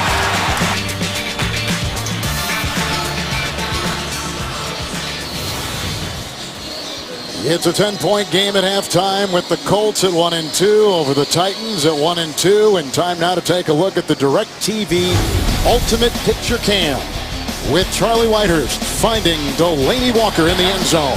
Yeah, really capitalized on a huge mistake by Andrew Luck. An interception right before the half. Kevin gets them right back in it. They were down 20-3. Now they go to the locker room with a little bit of confidence. They're down 20-10. They get the ball to start the second half. They could drive down the field and make this a one-score game. All right, that's the Tennessee side. What about the Colts? How do you think they're viewing things here at halftime? Well, they have played really well in the first half. You know, you look at the one mistake by Andrew Luck. The defense has played pretty good, Kevin. And of course, offensively, they were rolling before the last mistake by Andrew Luck. And so I think you pick back up where you left off, clean some things up, but they've got to feel pretty good offensively about how they started this game. Look at that, 46 offensive plays in the first half alone. They've dominated time of possession. And they got to get back to what they're doing. I think they continue to mix in the run and the pass, but Luck has looked solid with the exception of that awful decision coming out of his own end. So the Tennessee Titans score only their second first half touchdown of the season. And an onside kick. We've had turnovers in this game. Whitehurst, you just saw the touchdown pass to Delaney Walker, who has been absolutely huge with 4 catches and 73 yards. And the top target for Andrew Luck has been T.Y. Hilton with 5 catches and 95 yards. McAfee to send it deep. Boy, he's got a strong leg. He does, and it hits the crossbar. That was good. Was it ricocheted in? I mean, he's got a big leg. I mean, yeah. he's just, it's such that's a huge advantage for them. I mean, Titans don't even get a chance to return a ball. I mentioned it earlier, the #1 punter in the NFL in net and in gross, and this is what Tennessee wants, a chance to have first stab at it. And they'll have it 1st and 10 at their 20-yard line with quarterback Charlie Whitehurst making his 5th career start at the age of 32 years old. Well, they can't forget about the running game. Kevin, Titans running backs only 4 rushes of 10 yards in the first half. They cranked that running game up here to a respectable level in the second half. It's Sean Green with the Stevens block and a quick hit there by Redding on the line. Blocking 1 yard gain on the play. Well, you look at the first half possessions. I mean, everything that could go wrong went wrong for the Tennessee Titans. They talked about coming in here and starting fast. It didn't happen. They get the fumble, the interception, punt. That's kind of an ugly report card there in the first quarter. They finally began to pump the brakes there. They get a field goal in the one drive. And of course, they were able to capitalize on that turnover right before the half. Nickel secondary, 2nd down and 9 in the pistol. Go Green fumble. Whitehurst got it on the bounce, and down he goes at the 22. And Verner collapsed on him with a gain of about 1 yard. And this is what happens sometimes when you know, it's not just the passing game. It's simple things like footwork in the running game and even the exchange point. See how he was short with the exchange? I think that Whitehurst was anticipating Sean Green was going to be closer to him. He's got to bring the ball to the back. Sean Green has a landmark that he has to hit. And when you don't wreck these plays, something as simple as a quarterback handoff can be botched. Washington in the backfield, 5 in the secondary, 3rd down and 8. Washington a block with the blitz. Once, twice he's hit. And there goes Whitehurst. He's got the first down. He runs again. Earlier, he ran one for 23 and got a first down. Flag is down, back at the 13 after a 13-yard run.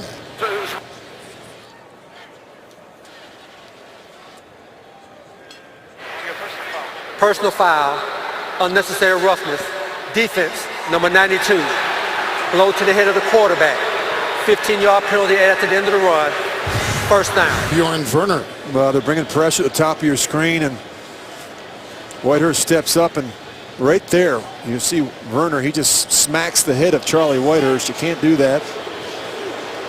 And Whitehurst doing some good things, pulling the ball down and making some plays with his legs. Something the Colts weren't anticipating from the 9-year vet. It goes on Werner. There's the leading rusher in the game. He's the quarterback, Whitehurst. He's, you know, again, they were expecting Whitehurst to sit in there and pat the ball. He's done a nice job pulling it down and keeping plays alive and running for some important first downs. Sankey is in. Nichols secondary, 1st and 10. The first-round picker. This is Bishop Sankey, second-round pick out of Washington, who's coming off a 61-yard, 10-carry day at Cincinnati. Picks up 6. He's shifty, and that's exactly what they want in that backfield. Well, we visited with him last night. I'm impressed with him, Kevin. We play Whitehurst. He's got a big arm. Chase Kaufman, who was just re-signed by this team with Taylor Thompson inactive with a knee injury. Chase Kaufman has come in. One of the tight ends. Washington in the backfield. 3rd down and 4. Into the nickel.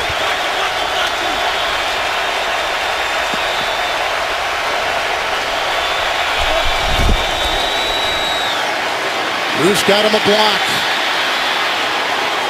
Look at the footwork. Here goes a flag. Finally forced out of bounds by Zach Kerr. Flag is back at the 48. In fact, 2 back at the 48-yard line with a look at Charlie Whitehurst.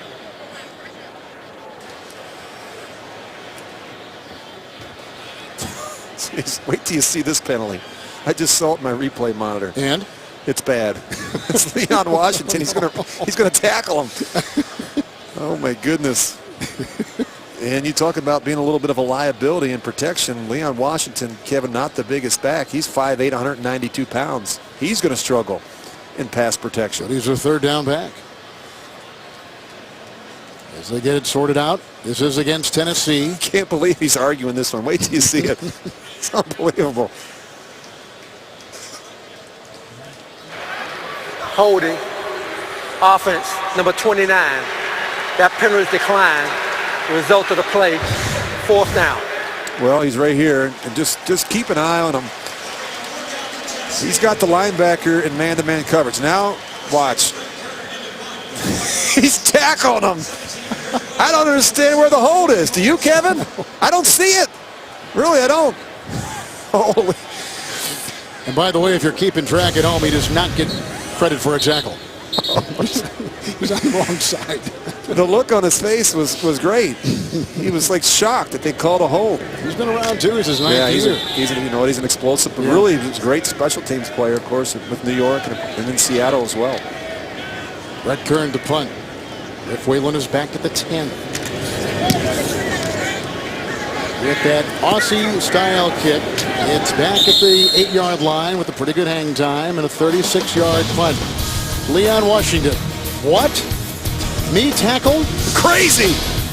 Absolutely not. Punt after their first possession of the second half by the Titans. Colts with their first second half possession right here. Richardson in the backfield. Doyle will join him, 1st and 10. Richardson the block. And Doyle gets the ball. Out of bounds by rookie Avery Williamson. Across the way near the 15. Pickup of 7.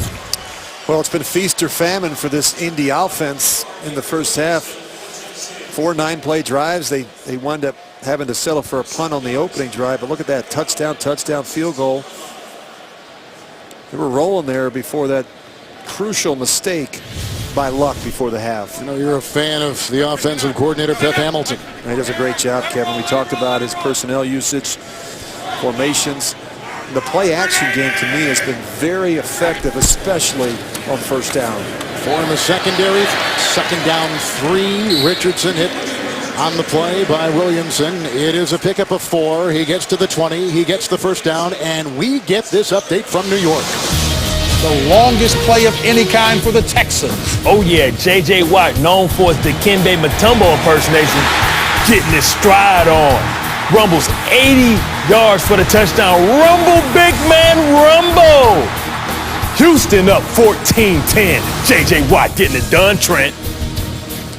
Back to Kevin and Rich.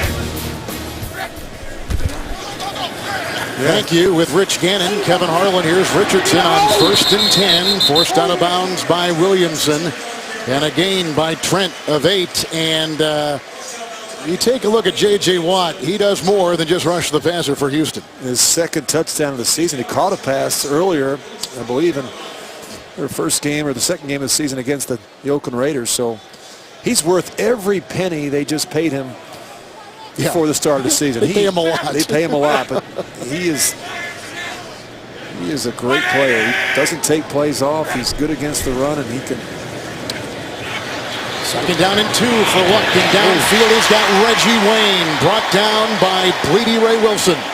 It's a catch and a run of 21 to the 49 and a first down. Well, play action has been so effective, and Reggie Wayne for years has run this in route. Look how smooth he is at the top of his route. Not a lot of wasted movement. And talking to Andrew Luck on Friday, I asked him, what about Reggie Wayne? When did you get a sense that he was back? And he said there was one day in training camp, it was a third down period. Reggie Wayne caught every ball in the period. He just knew that his Pro Bowl wide receiver was back and feeling good. Just past Henry Ellard for number 10, as you saw. And here comes Richardson, who got by Phillips on 1st and 10. He goes to the 46. Brought down by a host on the play, and he picks up 4. Reggie Wayne is also past Isaac Bruce for number 7 in terms of receptions. Well, he's always done a nice job finding the open areas and the holes in coverage. And smart guy. Really smart. Well respected around the league. Second down and 6 for Luck. He's going to go deep here. And overshoots his intended receiver, Hakeem Nicks. All kinds of coverage, including Bernard Pollard. Reggie Wayne, a 6-time Pro Bowler, second all-time leading Colts receiver. Well, he's done it all, and he's been fortunate, too. He played with Peyton and now Andrew Luck, but look at those numbers. 1,000 receptions and almost 1,400 receiving yards, and I think an eventual Hall of Famer when it's all said and done. Blew the knee last year, missed a lot of time. Yeah, and it really forced Pep Hamilton, the offensive coordinator, to really change up what they did offensively because they didn't have the benefit of having Reggie out on the field. 6 defensive backs, 3rd and 6. Luck, what a throw. He gets it to Wayne. The coverage by Jason McCourty. It's a pickup of 17, and it's a first down for the Colts. Terrific throw by Luck. Well, look how strong he is when he comes out of this break, and he's an excellent hands catcher. You see how he has his hands extended? He's always been a confident catcher. Does a nice job extending his hands back to the football, making it very difficult for the corner to get his hand in there. He's got 5 receptions, 2 on 3rd down today. There's a 1st and 10 from the Tennessee 30. Richardson remains. The beat on him inside, Michael Griffin. First to jump on his back, bring him down near the 27 on a gain of about 2. Kevin, you mentioned offensive coordinator Pep Hamilton of the Colts, and he feels like he's got more playmakers at his disposal. I think last year, you look at the injuries, the tight end position, it was Dwayne Allen who went on IR, Reggie Wayne went on IR, Kobe Fleener missed time.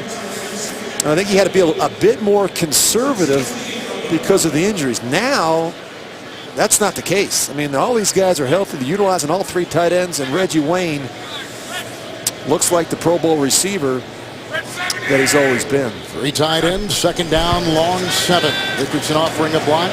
Sherwood offering a block. That is a touchdown. It's caught by Reggie Wayne. The 80 seconds of his career.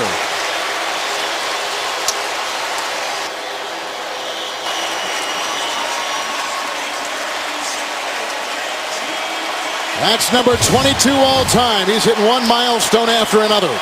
Well, he puts the corner to sleep. He looks back for the ball really late. It's a back shoulder throw, and Reggie Wayne makes the terrific adjustment. He beats Bleedy Ray Wilson.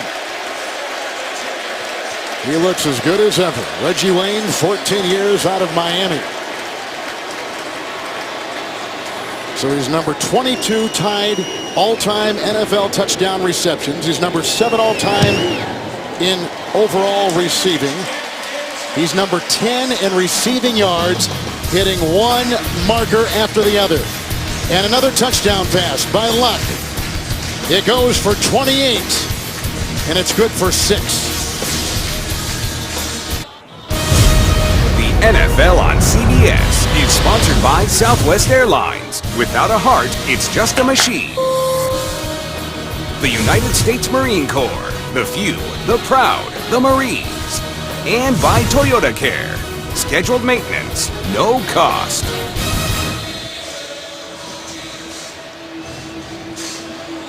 Wayne just lassoed a 28-yard touchdown pass. Saturday, the best game from the best conference unleashes the Alabama Crimson Tide against the Rebels of Ole Miss. It all begins with Inside College Football and College Football Today next Saturday on CBS Sports. That'll be a beauty. Ole Miss having a win last night over Memphis. And Alabama continues to roll. So Andrew Luck has thrown 2 touchdown passes today. One to his tight end Allen, one to Reggie Wayne. Richardson had a 1-yard touchdown run, and the ensuing kickoff well over the head and out of bounds.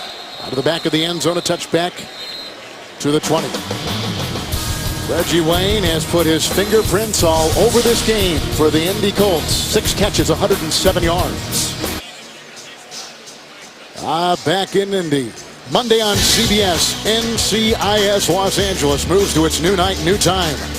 Don't miss LL Cool J and Chris O'Donnell in the season premiere Monday night, 9 Central only. CBS. Ladies love Cool J. We were talking about LL on the way up in the elevator. We were, yeah. You said you had a... Did you say you had a tattoo of that? Now you told everybody what LL stands for. What does LL stand for? I just said ladies love Cool J. Ladies love Cool J. His name was Cool J. What a great name. I just added the LL Rich Gannon. Believe it. Let's see if there's some belief in Whitehurst. He's looked pretty good, hasn't he? He's really thrown the ball well. And Sankey in the backfield. And Bishop Sankey will get the call. Nice play by DeQuell Jackson, who is considering signing with the Tennessee Titans, but opted to sign with the Colts. 3-yard gain. Leading tackler DeQuell Jackson out of Maryland. He's a former Defensive Player of the Year in the ACC. Yeah, Kevin, you're right. Very productive player over the years. Always seems to be around the football, sideline to sideline player. And of course, we covered so many of his games in Cleveland.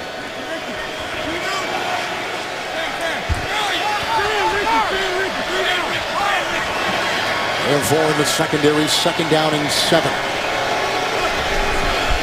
Sankey was in, the block by Roos.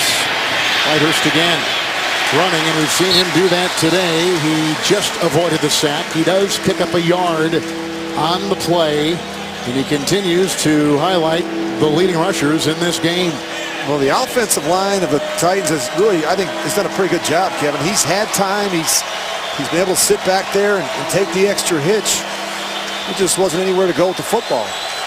This is, I really think, one of the strengths of their football team is that group up front. You mentioned it. Michael Roos, Levitri, Schwenke, Warmack, Michael Orr. They've spent a lot of money on that group over the last 2 seasons. In the nickel, 3rd and 6. Washington offers a block. The blitz comes from the other side.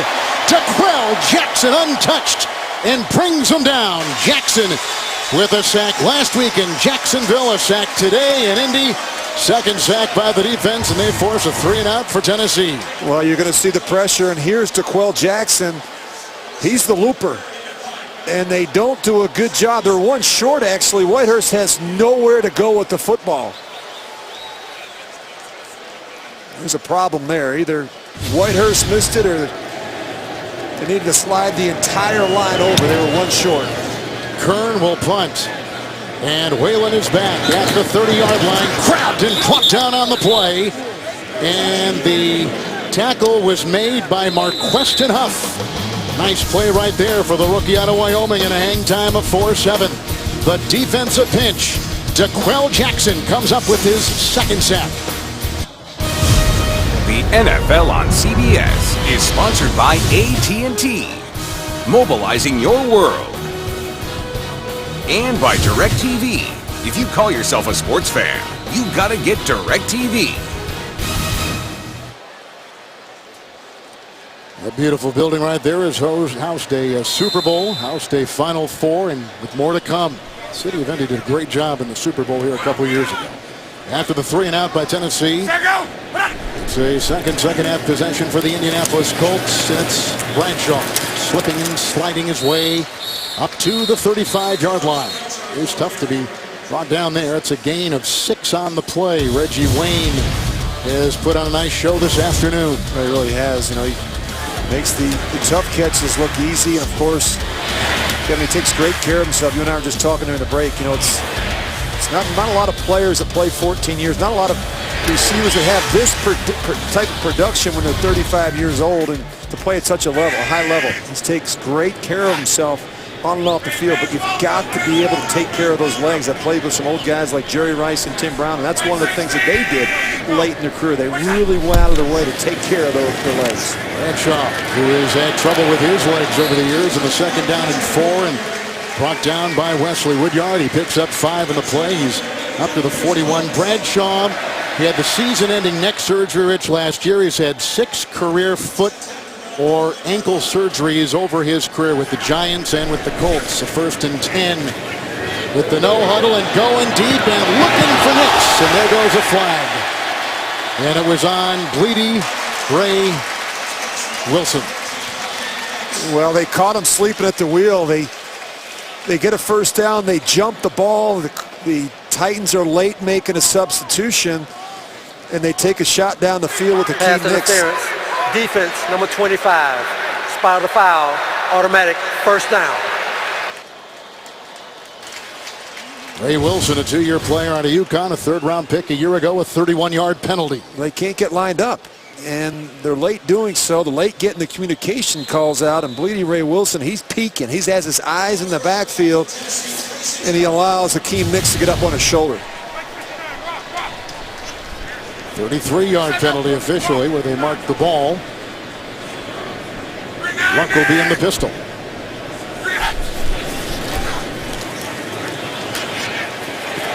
And what a catch. A beauty by Kobe Fleener. Working on safety Michael Griffin.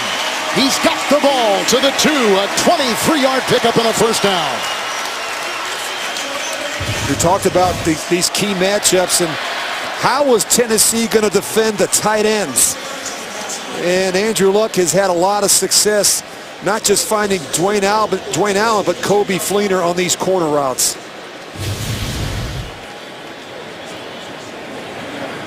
Fleener played with Luck at Stanford. Extra to offensive lineman has come in. Jamon Meredith, we've seen him a couple times. 1st and goal at the 2. Bradshaw in the backfield, in the fake, and Luck, and a touchdown. Flag is thrown. It's a Fleener touchdown grab. He had one last week in Jacksonville, and he catches the 2-yarder right there.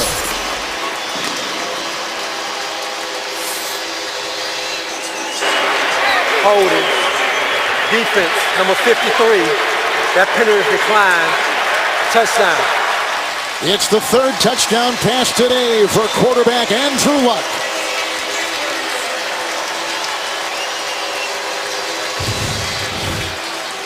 Well, you got to look at Fleener.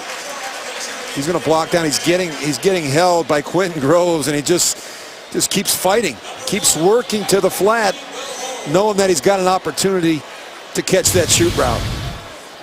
Fleener with the grab. 2nd touchdown reception of the season. The extra point. The snap was high, and it's put down. 4:02 in the 3rd. How about this organization? They go from Peyton Manning to Andrew Luck. On September 16th, the Indianapolis Colts joined the NFL's National Celebration of Hispanic Heritage Month by hosting a free youth football camp. Colt players were on hand to interact with over 200 students and help them run through 6 football drill stations. They enjoyed it, much like the team is enjoying today. Luck, the touchdown passes, hitting Wayne, hitting Allen, hitting Fleener moments ago in the subsequent kickoff, which is deep and over the head of Washington, taken out of bounds, touched back to the 20-yard line. Here we were a couple weeks ago on opening weekend when Tennessee traveled to Kansas City and played so well. And now they're very close to their 3rd consecutive loss. What has happened? Well, Kevin, they go back to their first game of the season. I mean, they really played complimentary football. They intercepted Alex Smith 3 times. quarterback Jake Locker looked as good as I've seen him. They ran the football. They were sound in the kicking game, and yet since then they haven't been able to get anything going. And I think it really goes back to what I said in the open about set the alarm clock and getting off to good starts. They get behind early, and they're not able to overcome it right now. They're just not a good enough team to be able to come from behind. Jackson makes the stop on the rookie running back Sankey. He picks up 10 on the short little pass by Charlie Whitehurst, who makes the start today after being in the league 9 years, 5th career start. We're back up to Rivers mainly in San Diego, starting because Jake Locker hurt his wrist last week. MRIs were negative, but it was too painful to grip, and McNary will make a stop on Sankey on the 1st and 10 as he gets up to about the 35-yard line. There's Locker, who, as we had mentioned earlier, regressed in the last couple weeks against Dallas at home and against the Cincinnati Bengals last week. Yeah, really surprised because I thought he got off to a terrific start and then wasn't really good for a half against the Cowboys, and then last week it was awful in the first half. He couldn't get anything going. Of course, he hurt himself, I think, in that game early. I think it affected his ability to sit in there and throw the football. Sankey again, 2nd and 5. He gets by Butler, and he's brought down by McNary. It's a 13-yard catch and run. They'll move the chains. He's up to the 47.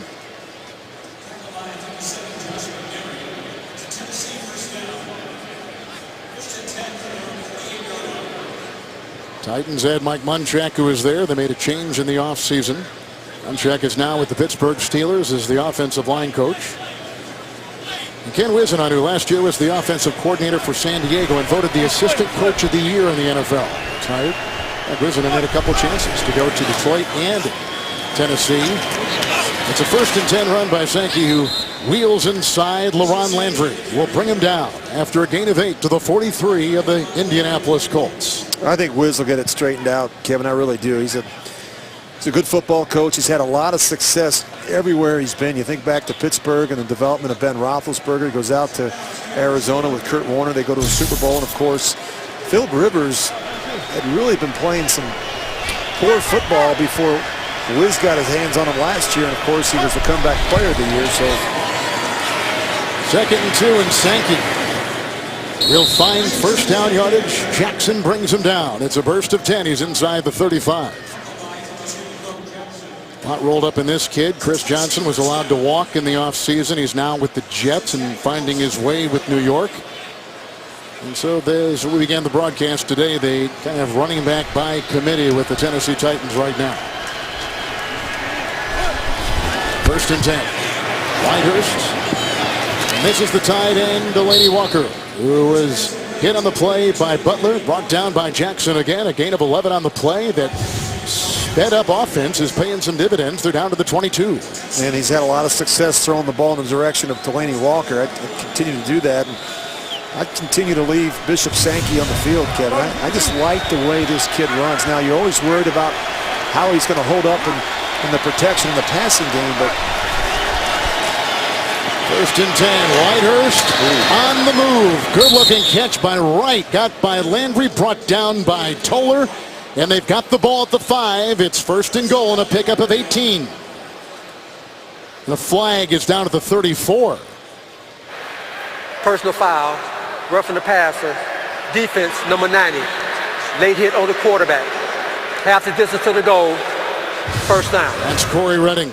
Well, if you're going to be successful in this business, you got to be able to fit the ball into a tight window. Look at this. That's a terrific throw in between a linebacker and a couple safeties. And then if you're going to do that, you got to be willing to sit in there and take a hit. It's just what Charlie Whitehurst does in that situation. 1st and goal at the 2. Sankey knifing in for the touchdown. A 2-yard touchdown run. And the Titans continue to dig late in the 3rd quarter. And this team won't roll up. They're not going to quit. And Whisenhunt told us last night, I'm not exactly sure how the quarterback's going to play. But I do know this, is that they'll battle. They had a couple of good weeks of practice, and this is one of those teams that's going to get better as the season goes along. But the biggest question mark, Kevin, I think that we all have is the quarterback situation. You know, is Jake Locker going to be able to come back and play and be durable and be consistent? He's not been able to do that. He's missed 15 of a potential 36 starts. Suckup makes it 34-17. Sankey, his first NFL touchdown. Guy that was first team Pac-12. Well, next Sunday, the NFL on CBS dials up a doubleheader. First, the Texans and Cowboys have a showdown in Dallas. And the Ravens will take on the Colts. That'll be a beauty. Then the Chiefs challenge the Niners. Check local listings, beginning with JB, Tony, Bart, Coach, and Boomer on the NFL Today. Right here on CBS. We'll be here next week for the Ravens and Colts. Ravens up right now 35-10 on Carolina. Joe Flacco, that'll surprise some people. Joe Flacco and the boys got it going. After Carolina lost on Sunday night last week to a couple of 100-yard rushers in the Pittsburgh Steelers. That hasn't happened since 1982. The last time the Pittsburgh Steelers had 2 running backs rush for 100 yards. As your statistician Pat McGrath looks over his shoulder, he can't believe I'm just spitting out these statistics, Kevin. Not only him, me too.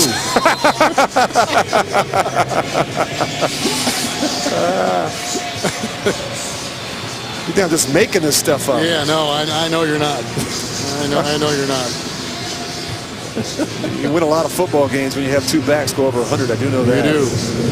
I know it's an undervalued position. Here's the ensuing kickoff, which will go out of bounds. But, Rich, I mean, you don't win in this league unless you've got a running game. Well, you really do. I mean, it's important. You know, even for the Indianapolis Colts, you know, last year I think they tried to run the football to set up the pass. I think this year it's more that they throw the football to set up the run, but I think they feel pretty good about the 2 backs that they have. They complement each other really well. I think Trent Richardson's getting better and better in the system. Of course, as you point out, Kevin, Ahmad Bradshaw, he's been very good, not just in terms of the running game, but what he's meant to them in the passing game. Very, very good out of the backfield. Bradshaw's caught 3 touchdown passes on the season so far, at 2 in the previous 5 years. Here comes Andrew Luck with the 1st and 10 at his 20-yard line, and Richardson. Good tackle by Jarrell Casey, and a gain of the yard.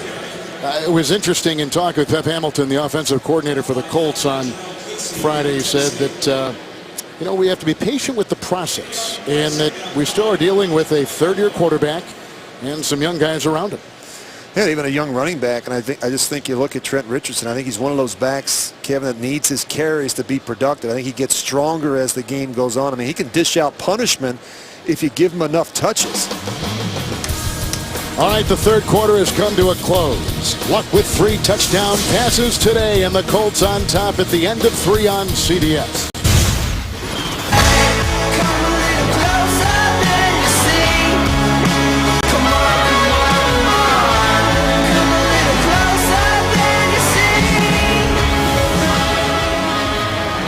Luck with the 3 touchdown passes to different receivers, Fleener, Allen, and Reggie Wayne.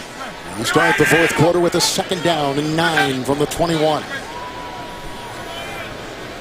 We'll put Fleener out there.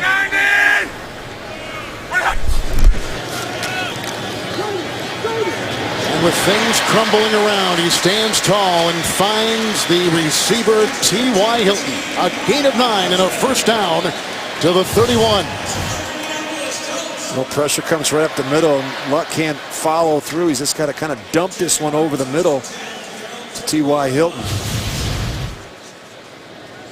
A couple receivers over 100 yards today. Wayne has caught 107 yards worth of Luck passes. Hilton with 105. Well, they're a handful, both of them.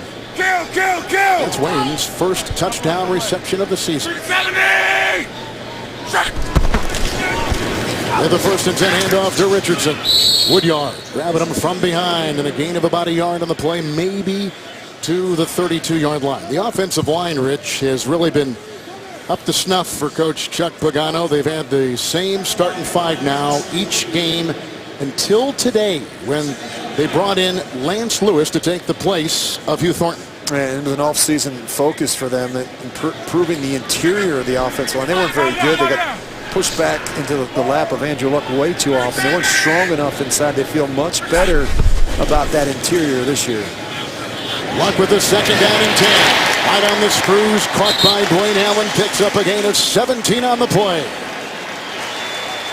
Allen with his 2nd catch Well, you have to be strong inside, and they get good protection, and they really have gotten pretty outstanding protection all day. You see a 5-man rush, a bunch of one-on-ones, and do a good job protecting the inside of that pocket so Luck can step up and make this throw to his tight end, Dwayne Allen.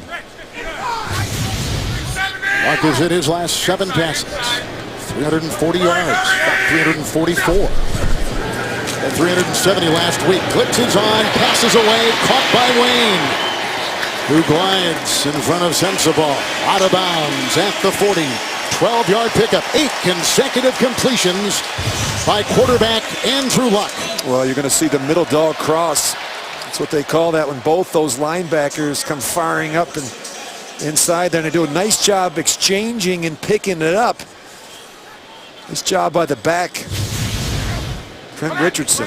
Yeah, Richardson picked it up, didn't he? Did a really nice job. So, getting more pressures from this Tennessee defense. 2 tight ends. Richardson on 1st and 10, dancing free. He was knocked off his horse by Al Woods up front and picks up a yard on the play. One thing about that Tennessee defense is you take a look at the numbers on Luck, and he has had a terrific game. As you can see, is that Ray Horton, the defensive coordinator with the Titans, he was telling us last night, he's still learning who's playing well, how to play guys in different situations. It's a new offense, new defense, as you talked about. They've gone to the 3-4, and these are new players for him and he for them. Yeah, it takes a while, I think, to get to know each other. I think the players get to know the scheme, and for the defensive coordinator, Ray Horton, to know what players can and can't do. You want to put your players in a position where they have a chance to be successful. 2nd down and 9, dumping it off, screenplay, nice block by Lopes, and there go Lewis. There's a nice play and a run by Richardson, 17-yard catch and run, and Lance Lewis, who last played a couple years ago for Chicago, comes up with a nice block, number 60. Well, keep an eye on A.Q. Shipley and this offensive line to do a good job drawing the rush. Now watch Shipley and the right guard, Lance Lewis, get out in front of the screen. To be a good screen team, you need a patient back and an offensive line that can get out and run. 17-yard pickup right there, and they've got the ball. 1st and 10 at the 20. And with the 2 tight ends set, Richardson. And the gang tackle, and Carl Klug is there. Gain of 2 near the 18. Well, this is when it's tough to run. You've got 8 men up around the line of scrimmage, and they're doing everything they can to get a stop. As you get a good look at Pep Hamilton. This is when it's fun to call plays. You got to lead 34-17. You're leaning on them a little bit. And you got a team that's has to do something. They have to do something to create a stop or a turnover. The nickel, 2nd down and 8 for Luck. Goes underneath, and he's got the rookie Dante Moncrief with another catch. It's a gain of 4. Brought down by McCourty, and he's near the 16-yard line. Luck grew up in a football family. His dad, Oliver, was a NFL quarterback. I'm sure there were some terrific discussions over the years between father and son about quarterback. Yeah, it really, it's amazing when you look at that relationship, and I think Andrew has leaned on his father. He's been an outstanding role model to him, not just in terms of the quarterback position, but just being an outstanding young man. Blitz was on. Bradshaw will get it on 3rd and 4. Look at the block by Moncrief. And look at the result. 15-yard touchdown reception, Ahmad Bradshaw.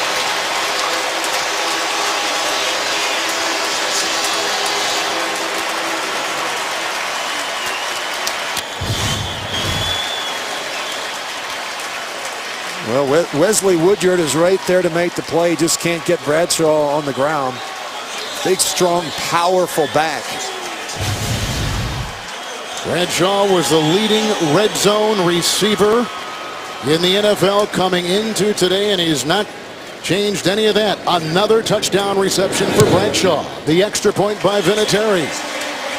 And Andrew Luck has thrown 4 touchdown passes today. 4 last week. He is on a roll.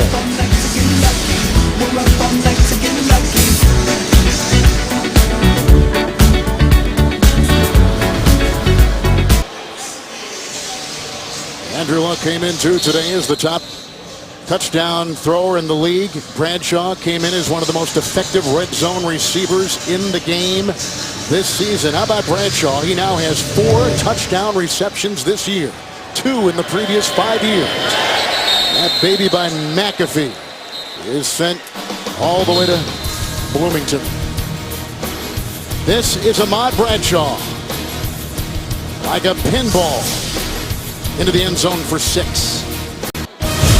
The NFL on CBS is sponsored by Microsoft Surface, the official tablet of the NFL. Quicken Loans, for a mortgage experience that's engineered to amaze. And by Bud Light, who reminds fans to stay in the game and drink responsibly.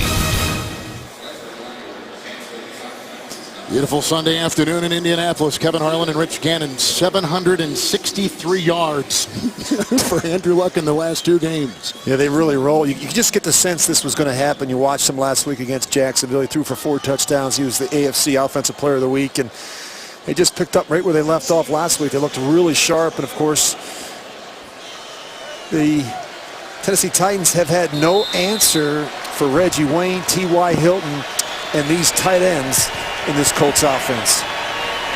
Whitehurst. Hold it! Hold it! Hold it!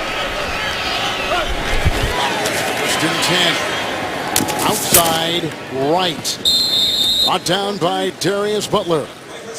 And he picks up 7 on the play. Well, you look at Charlie Whitehurst. We didn't really talk about it, Kevin, but he's really been playing with a dislocated finger on his passing hand. We saw it last night. It was splinted up and didn't play in the 3rd and 4th preseason games. He says it really doesn't bother him when he throws. Second down and 3, and there comes Butler, and that will let that ball go the other way. He was on a mission like a rocket. Butler got him from the blind side on a blitz by defensive coordinator Greg Minuski. Well, you've got to be able to feel perimeter pressure, and he never feels the corner coming off the edge. This is a clean shot by Darius Butler. That's what happens when you don't play. You don't feel those things. You're not seeing the entire field. You don't see the safety rotation, and that corner start creeping down around the line of scrimmage. Things happen a lot quicker when you haven't been taking snaps. 6 in the secondary, 3rd down and 3. Going deep, the catch by Hunter, but on the chalk and out of bounds, and the coverage by Greg Toller. Well, Justin Hunter has to realize that these corners, Toller, he's going to use the boundary. He's going to continue to push you to the sidelines. You got to give their quarterback a little bit more room. It's very difficult to make that catch. You got to be able to reestablish some space on the sidelines. Talk about changing lanes, getting back up on top of that corner and not allowing him to run you to the boundary. The Colts are going to put in their backup quarterback, Matt Hessel. Here's the punt. Kern sends it to Whalen. Whalen up the sideline, gets by Kern and is taken down by the long snapper. Long snapper Bo Brinkley. Flag is down, 34-yard return after a 46-yard Kern punt. Busy day for our officials. I think every game probably says that. During the return, holding, receiving team, number 10. 10-yard penalty from the spot of the foul. Indianapolis keeps the ball. Timeout. Man, there's a terrific block by Josh Gordy on the play, but unfortunately it's going to go all for naught. Good Whalen, though, bringing the fans out of their seats. The Titans just punted. Colts will start off right here, 1st down and 10. Handing 41-17 lead. 4 touchdown passes to 4 different guys by Luck. Richardson on 1st and 10. Hit by Mike Martin out of Michigan. And a 3-yard gain on the play. Well, coming up in the Subway postgame show, JB, Tony, Bart Boomer, and Coach Bill Cowher. Scores, news, highlights, they have it all. It's coming up on the Subway postgame show from our CBS studios in New York. 2nd down and 6. 4 defensive backs. He's thrown it 40 times. He's not been sacked. Isn't that something? You love that as a quarterback. How about they have a new starter in there too at the guard, we talked about before, and Lance Lewis. 2nd down and 6. Richardson. Jump on him again with Martin leading the brigade for the Tennessee Titans. It's up to the 36-yard line.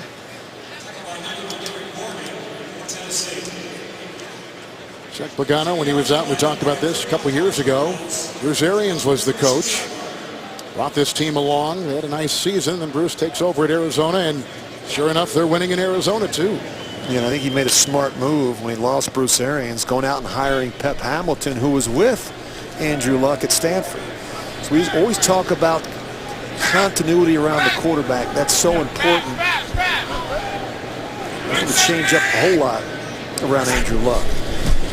With a 3rd and 5, they bring the blitz. They go outside. It's incomplete. They were going for Nix in the coverage by Bleedy Ray Wilson. Hakeem Nicks trying to get that ball. These are the toughest plays to defend if you're a corner. These back shoulder throws where the quarterback intentionally throws it behind the receiver to hold him up. As a corner, you have your eyes downfield. You're trying to locate the throw, but you don't want that receiver to run by you. That's a very difficult pass to defend. Look at it. 11 consecutive passes until that miss right there. So it's 3 and out for the Indianapolis Colts. McAfee will punt, the all-time Colts punter. Big-time leg. McCluster awaits. This is a rocket. He'll take it at the 4. He'll dance his way and finally get brought down on the play with some nice special teams by Enoch Muwumba from the CFL at a hang time of 4.7 and a 60-yard punt by McAfee. 6-yard return in the 4th, 7:26 to go. The NFL on CBS is sponsored by Verizon. More live games than ever before with NFL Mobile. And by Subway Restaurants. Hurry in for the $5 footlong Italian BMT. Subway, eat fresh. You know what, Rich? I don't know anyone doesn't like a blimp. And aerial coverage of today's game is provided by MetLife. These great scenics, Lucas Oil Stadium. Terrific shot. It's been a beautiful day for football. Isn't it, huh? I'm glad they opened the roof. They don't do it All-star.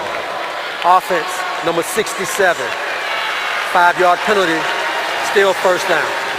That is Levitre. This city is so well planned out. It's within walking distance of every major hotel and restaurant. The stadium was within walking distance. They got the great field house for the NBA Pacers. NCAA makes its home here. 1st and 15. Back at the 6. New quarterback, Zach Mettenberger. It's incomplete. They're going for Washington downfield. Josh Gordy was covering. Mettenberger is a 6th-round pick out of LSU. Began his career at Georgia. He's from Athens. His mom was Mark Richt's secretary.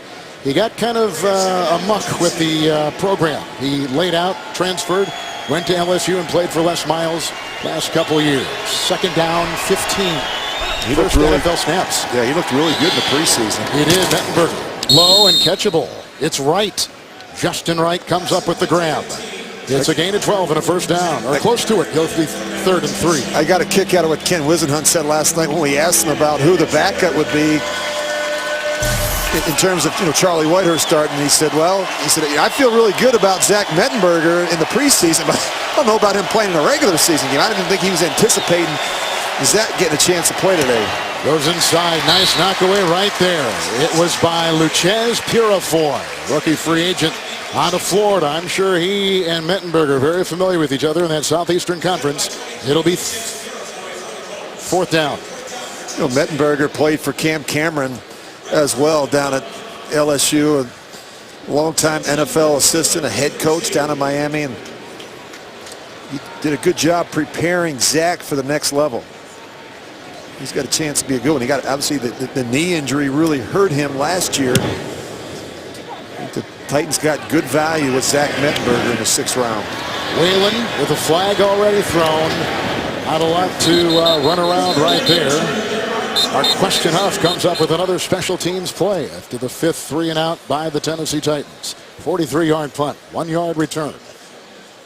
Jerome Boger. You know, the officials can talk with each other now. They got that intercom on the field, those microphones, and they have communication with each other. Of course, we know that New York now is looking in on replays, so they try to tighten the screws with these officials. Or makes it more efficient. Yeah. You know, the coach on the sideline asked who the fouls. penalty was. They can talk to the other official. Holding, receiving team number 10 during the return. That penalty is declined. During the kick, holding, receiving team number 27. 10-yard penalty from the end of the kick. Indiana keeps the ball. First down. A lot of moving parts on that particular play. Well, this was the marquee matchup we talked about to begin the game. Kevin, speaking about moving parts, I mean, we talked about these tight ends, the tight end usage for the Colts. Dwayne Allen on the seam route, and of course, Kobe Fleener kind of not giving up on the play, fighting through traffic as Quentin Groves hangs on his back. But they're very fortunate. They have a couple really good tight ends. We're not forgetting Jack Doyle as well. And they utilize them. They have this club personnel, they call it, where they put all three tight ends on the field. They can run it, they can throw it. But Luck is fortunate that he's got a couple that can really create some damage in the secondary. Guys that can really run and create separation. New quarterback Matt Hasselbeck, familiar to Tennessee fans. And here's Daniel Herron out of Ohio State trying to turn the corner. Finds some room for a gain of 7. Matt played, 21 starts for the Tennessee Titans. Before that, he's with Seattle. He was a Super Bowl quarterback in that 05 season against Pittsburgh. He's been a 3-time Pro Bowler and one of the classiest guys you'll come across in the NFL. You know, if I had to go out and pick a backup quarterback for my football team, that's the guy I would take. Plus with a guy like Luck, who needs just that touch. He's been a great mentor. He's great in the quarterback room. He's got some great personality. He's got a sense of humor. And he loves football, and it's fun to him. And I think that's contagious. I think he's been good with the young receivers. You know, he played last week as well against Jacksonville. He came in the game. He had a couple nice throws. Moncrief drops one.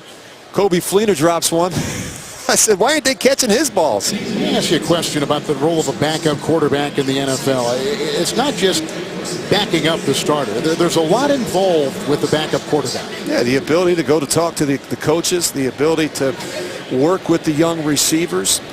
Another set of eyes for Andrew Luck as he's in the football game. You know, Andrew might go to Matt Hasselbeck and say, hey, do me a favor, keep an eye on that backside corner. What's the safety doing in 2 deep? Is he running to the middle of the field? And so that information is absolutely critical for a guy like Andrew Luck, as you see there with Clyde Christensen. They're always looking for feedback. There was an injury, and that was Bleedy Ray Wilson getting off under his own power. That's good to see. He's been active, first-time starter. But only his second season in the NFL. But they're good in the quarterback room, the backups are. And if you've got a guy who's not trying to start all the time and he's very comfortable with that backup role. And, we see a guy like Hasselbeck who's in his 16th year out of Boston College. Well, Matt, having another pair of eyes on the field, a guy to talk to when you come to the sideline. It's really important. And you're right, Kevin. You don't want a guy that's going to be a distraction. And I think Matt understands his role. He's there to help. And it's really a good situation if you're a backup quarterback. You're going to collect a paycheck, and you're probably never going to get a chance to play. Andrew Luck doesn't miss snaps, doesn't miss starts. It is second down and 3. Herron, sometimes he disappears. Finally brought down by Mike Martin, but he picks up 5. He gets another first down up to the 43-yard line.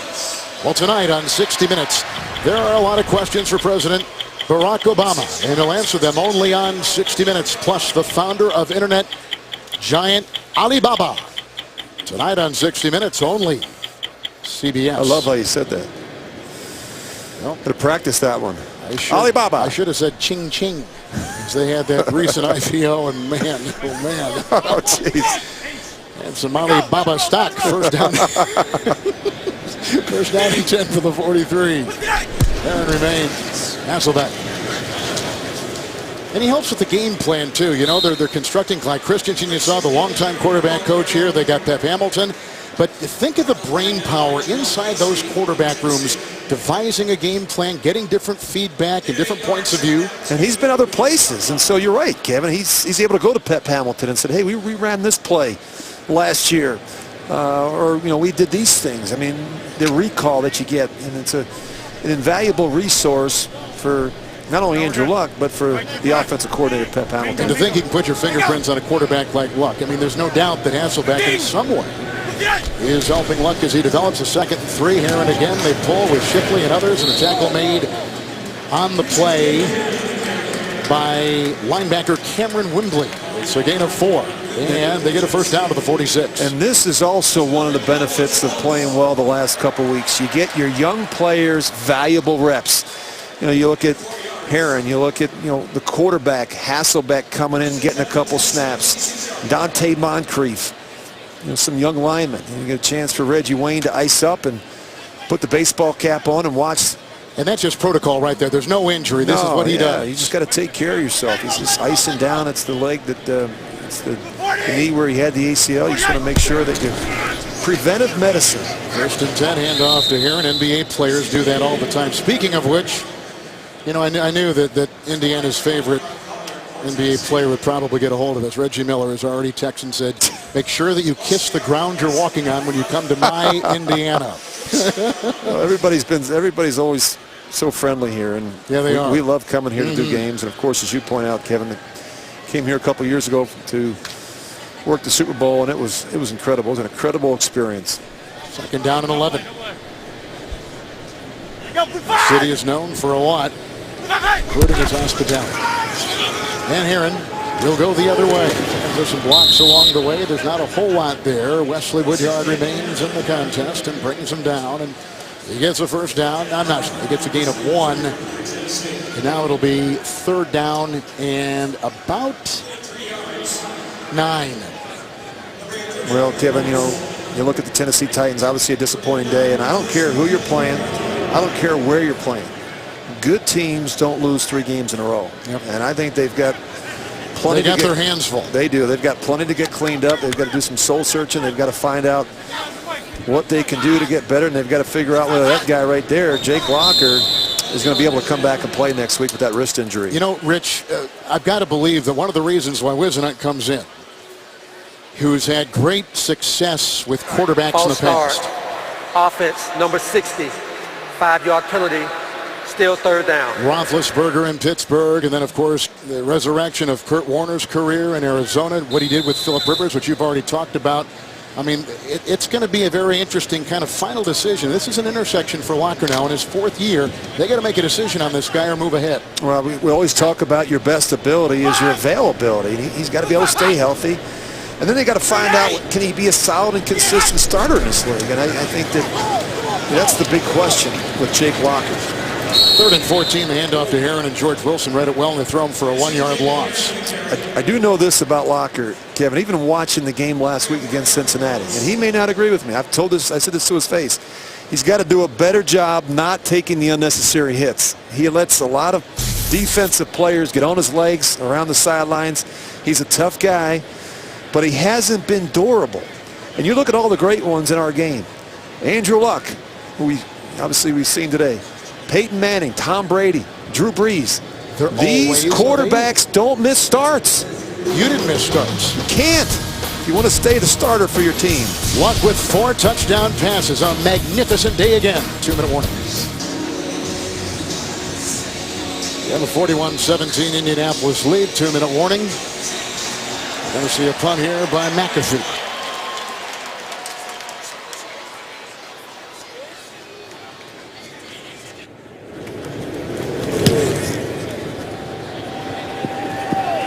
McCluster at the 10-yard line, fair caught.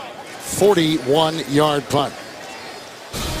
Well, Thursday, your football week starts right here when the Vikings take on the Green Bay Packers. Another big-time matchup in primetime. Thursday night football on NFL Network and CBS Sports. The Packers taking care of Chicago today with a big day from Aaron Rodgers, who told all Packer fans to relax after they started 1-2. Teddy Bridgewater going to get his first start here in a few minutes against Atlanta. Mettenberger is back in there for his 2nd series. The rookie out of LSU. Goes down in 10. Nice crossing pattern right there. Kendall Wright. Just got a bounds by Enoch Muwumba from St. Francis Xavier in Ontario. Coming up in the Subway postgame show, JB, Tony, Bart, Boomer, and Coach Bill Cowell have the latest NFL news, scores, and highlights on the Subway postgame show from Our CBS studios next. 2nd down and 5. I like Mettenberger. I know it's the dregs of the game, but he's in there and firing. Now a little high. He just jinxed it. Excuse me, I'm sorry. Picked off by Mike Adams. That's his 2nd one today. Yep. Mike Adams from the University of Delaware. Yes. Undrafted, he's played for San Francisco, Cleveland, Denver last year. He was in that Super Bowl, and now he's with the Colts. He had a decision to go to a different couple places, and he picked Indy. Yeah, he did. And Zach Mettenberger just a little high with this throw. Sees it. And just nothing wrong with the read, just a poor throw. Mike Adams, that's good karma. He came to our production meeting on Friday. He was really good to us, answered all the questions. You see Greg Minuski there, his defensive coordinator, congratulating him. And what do you mean he answered all the questions? Well, some guys get in there, they don't tell you anything. A lot of guys. Yeah, he's not going to let go of that ball. Hold it like Rich Gannon would hold it. There's Minuski, the defensive coordinator, and Adams, Minuski, 11-year veteran.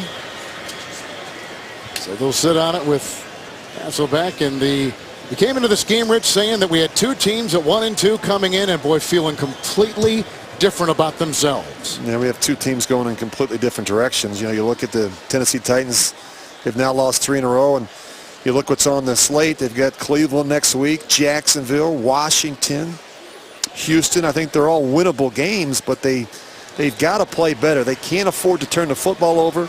They can't afford to give up big plays, and they can't have letdowns in the kicking game.